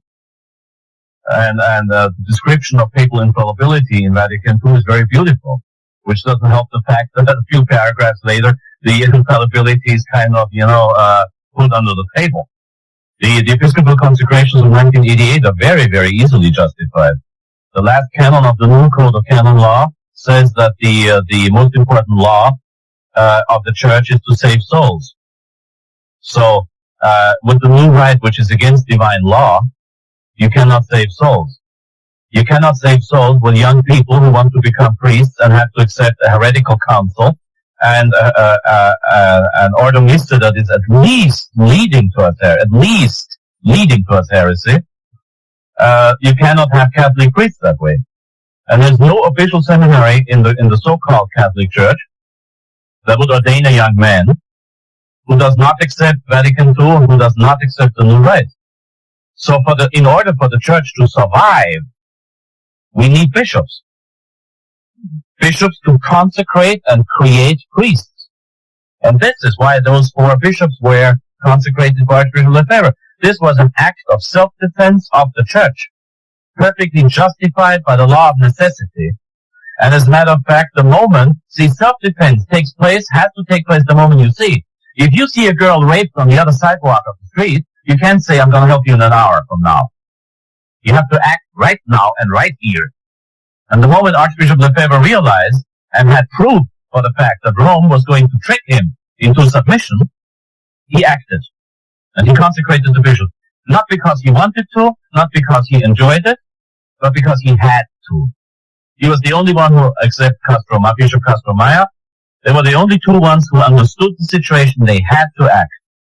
Well, I got some of my, one of my most important sources of information was a book printed in this country by some crazy state of accountants down in Kansas. You just have to see through the information. Just take what is not. Because these people usually are not theologians and they are not able to do theological distinctions. And before we end this today, I'm going to give you 3 theological distinctions, which I will repeat in every single conference, because you can't hear it often enough. I want you to be able to distinguish between 6 terms. Act and potency. Act and potency. Objective and subjective. Formal and material. You don't understand these distinctions, you better don't talk theology. Because the greatest problem today is most priests are completely incapable of distinguishing objective, subjective, and formal and material. And I will give you the explanation. Act and potency is easy to understand. Anything that is in reality is an act. Anything that could be in reality is in potency. So I am a priest in act. I am a father in act spiritually. I'm a father physically in potency. Hope never in act. I am a bishop in potency, I am a pope in potency, and I am a saint in potency, but I'm not a mother in potency.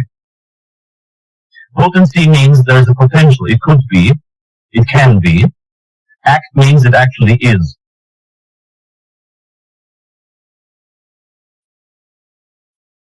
And the reason why you need this distinction is not for itself. Anybody can see that.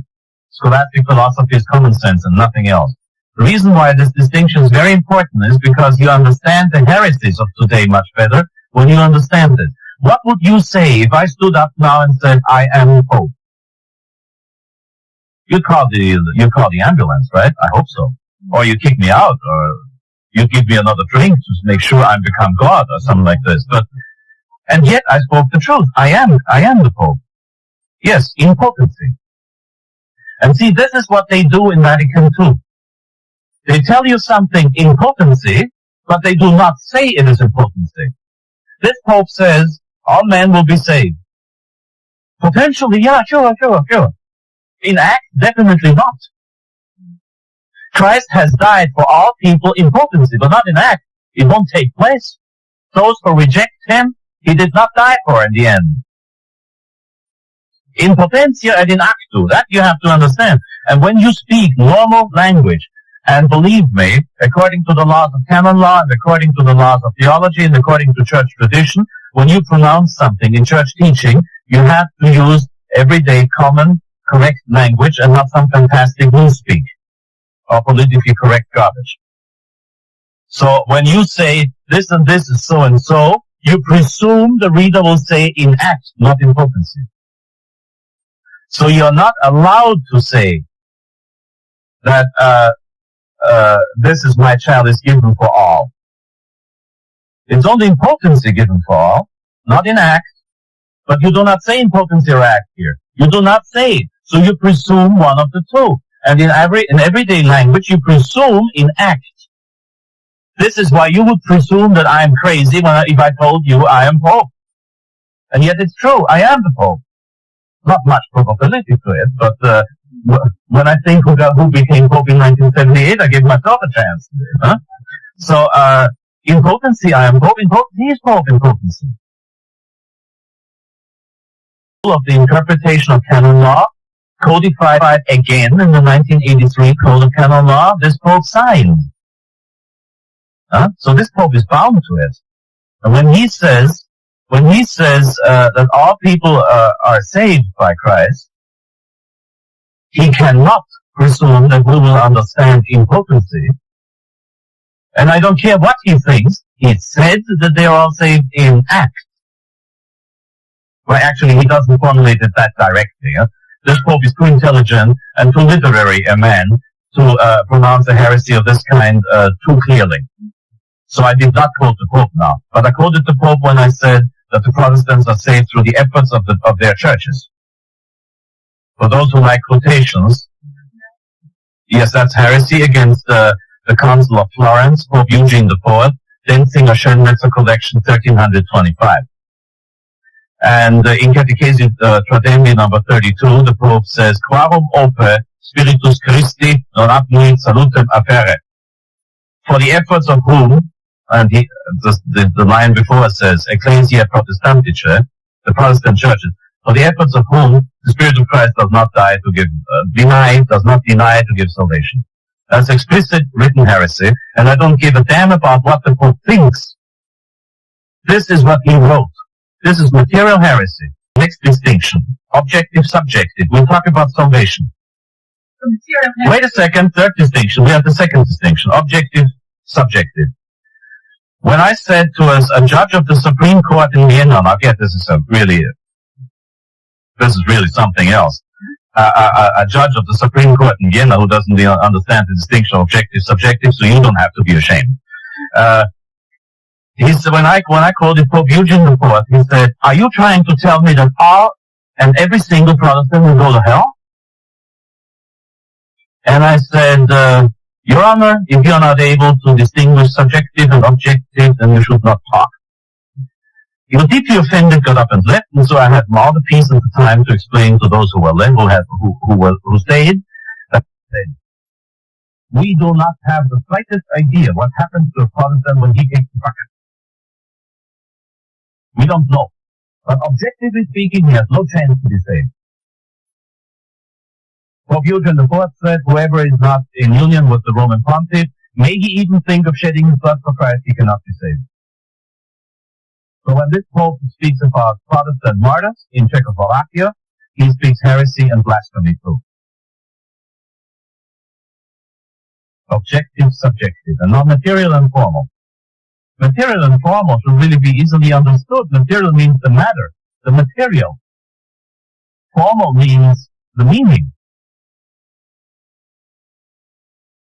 So let's say I make a mistake in a sermon, and making a mistake in a sermon, I pronounce something wrong. Objectively, it's material heresy. Subjectively, it is not. You got two distinctions at once here. Subjectively, it's not because I didn't realize it is. I mean, I didn't even notice that I left out a word or said yes or instead of no. So subjectively, I do not commit the sin of heresy. Objectively, it's a heresy because I'm saying something against the doctrine of the church. But this is still material heresy because I do not say that I want to say something against the doctrine of the church. Formal heresy is when you want to say something against the doctrine of the church, and when you say so. So it becomes formal. The only way to speak formal heresy is to tell everybody present, the Council of Trent taught that Christ is really present on the altar, but I say he is not. Now that's formal heresy.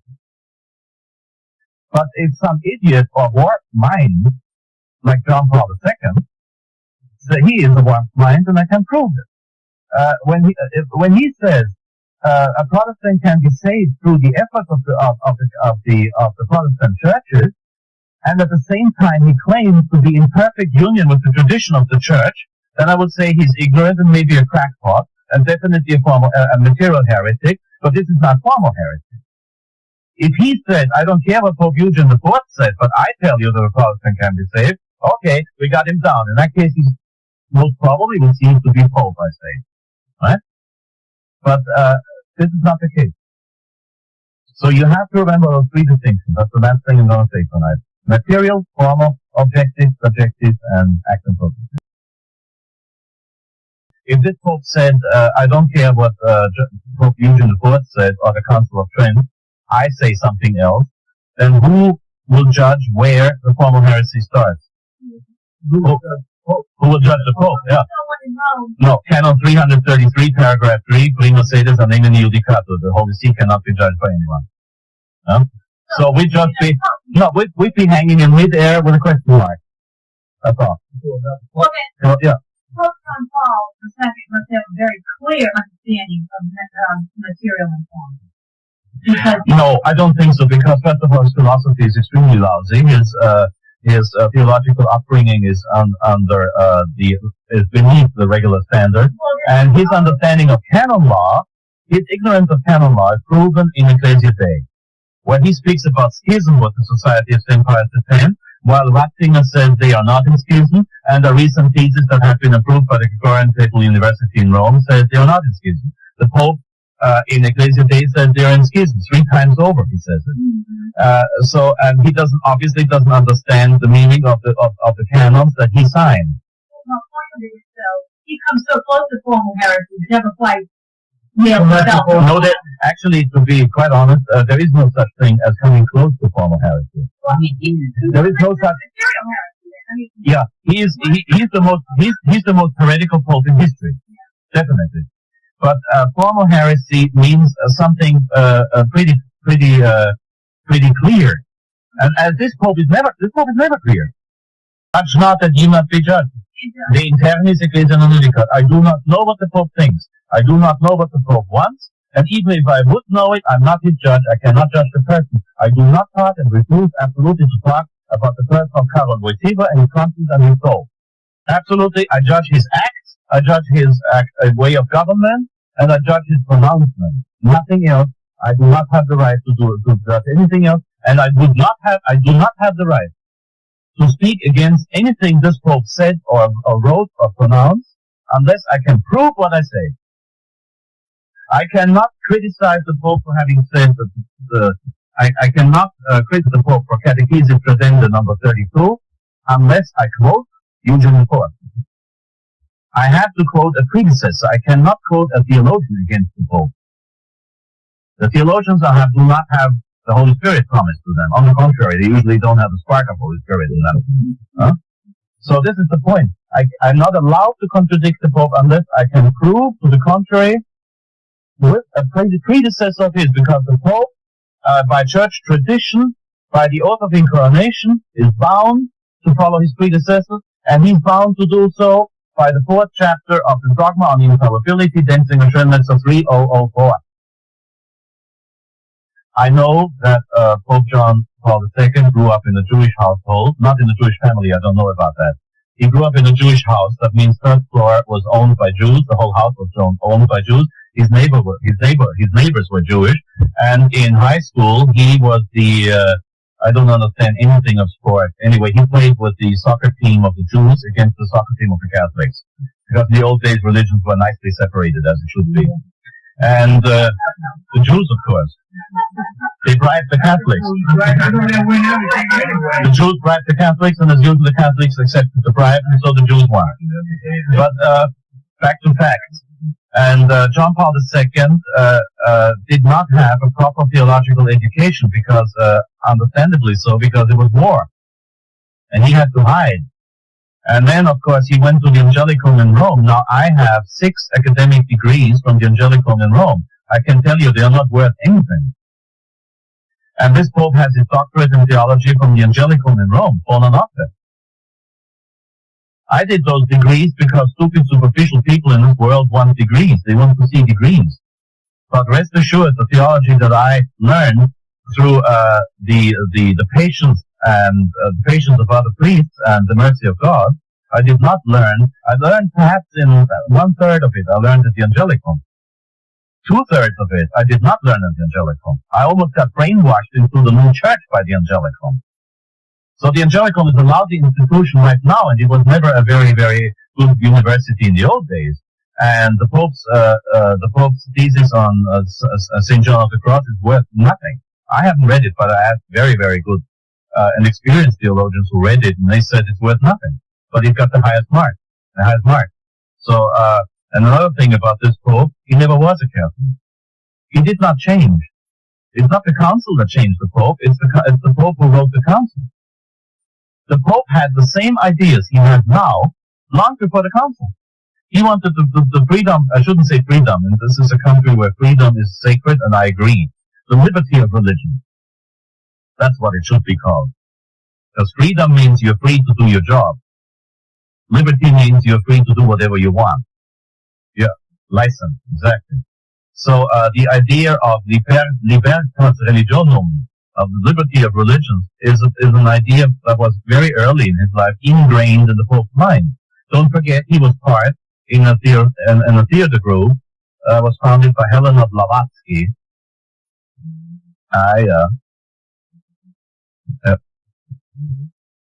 Anthroposophist.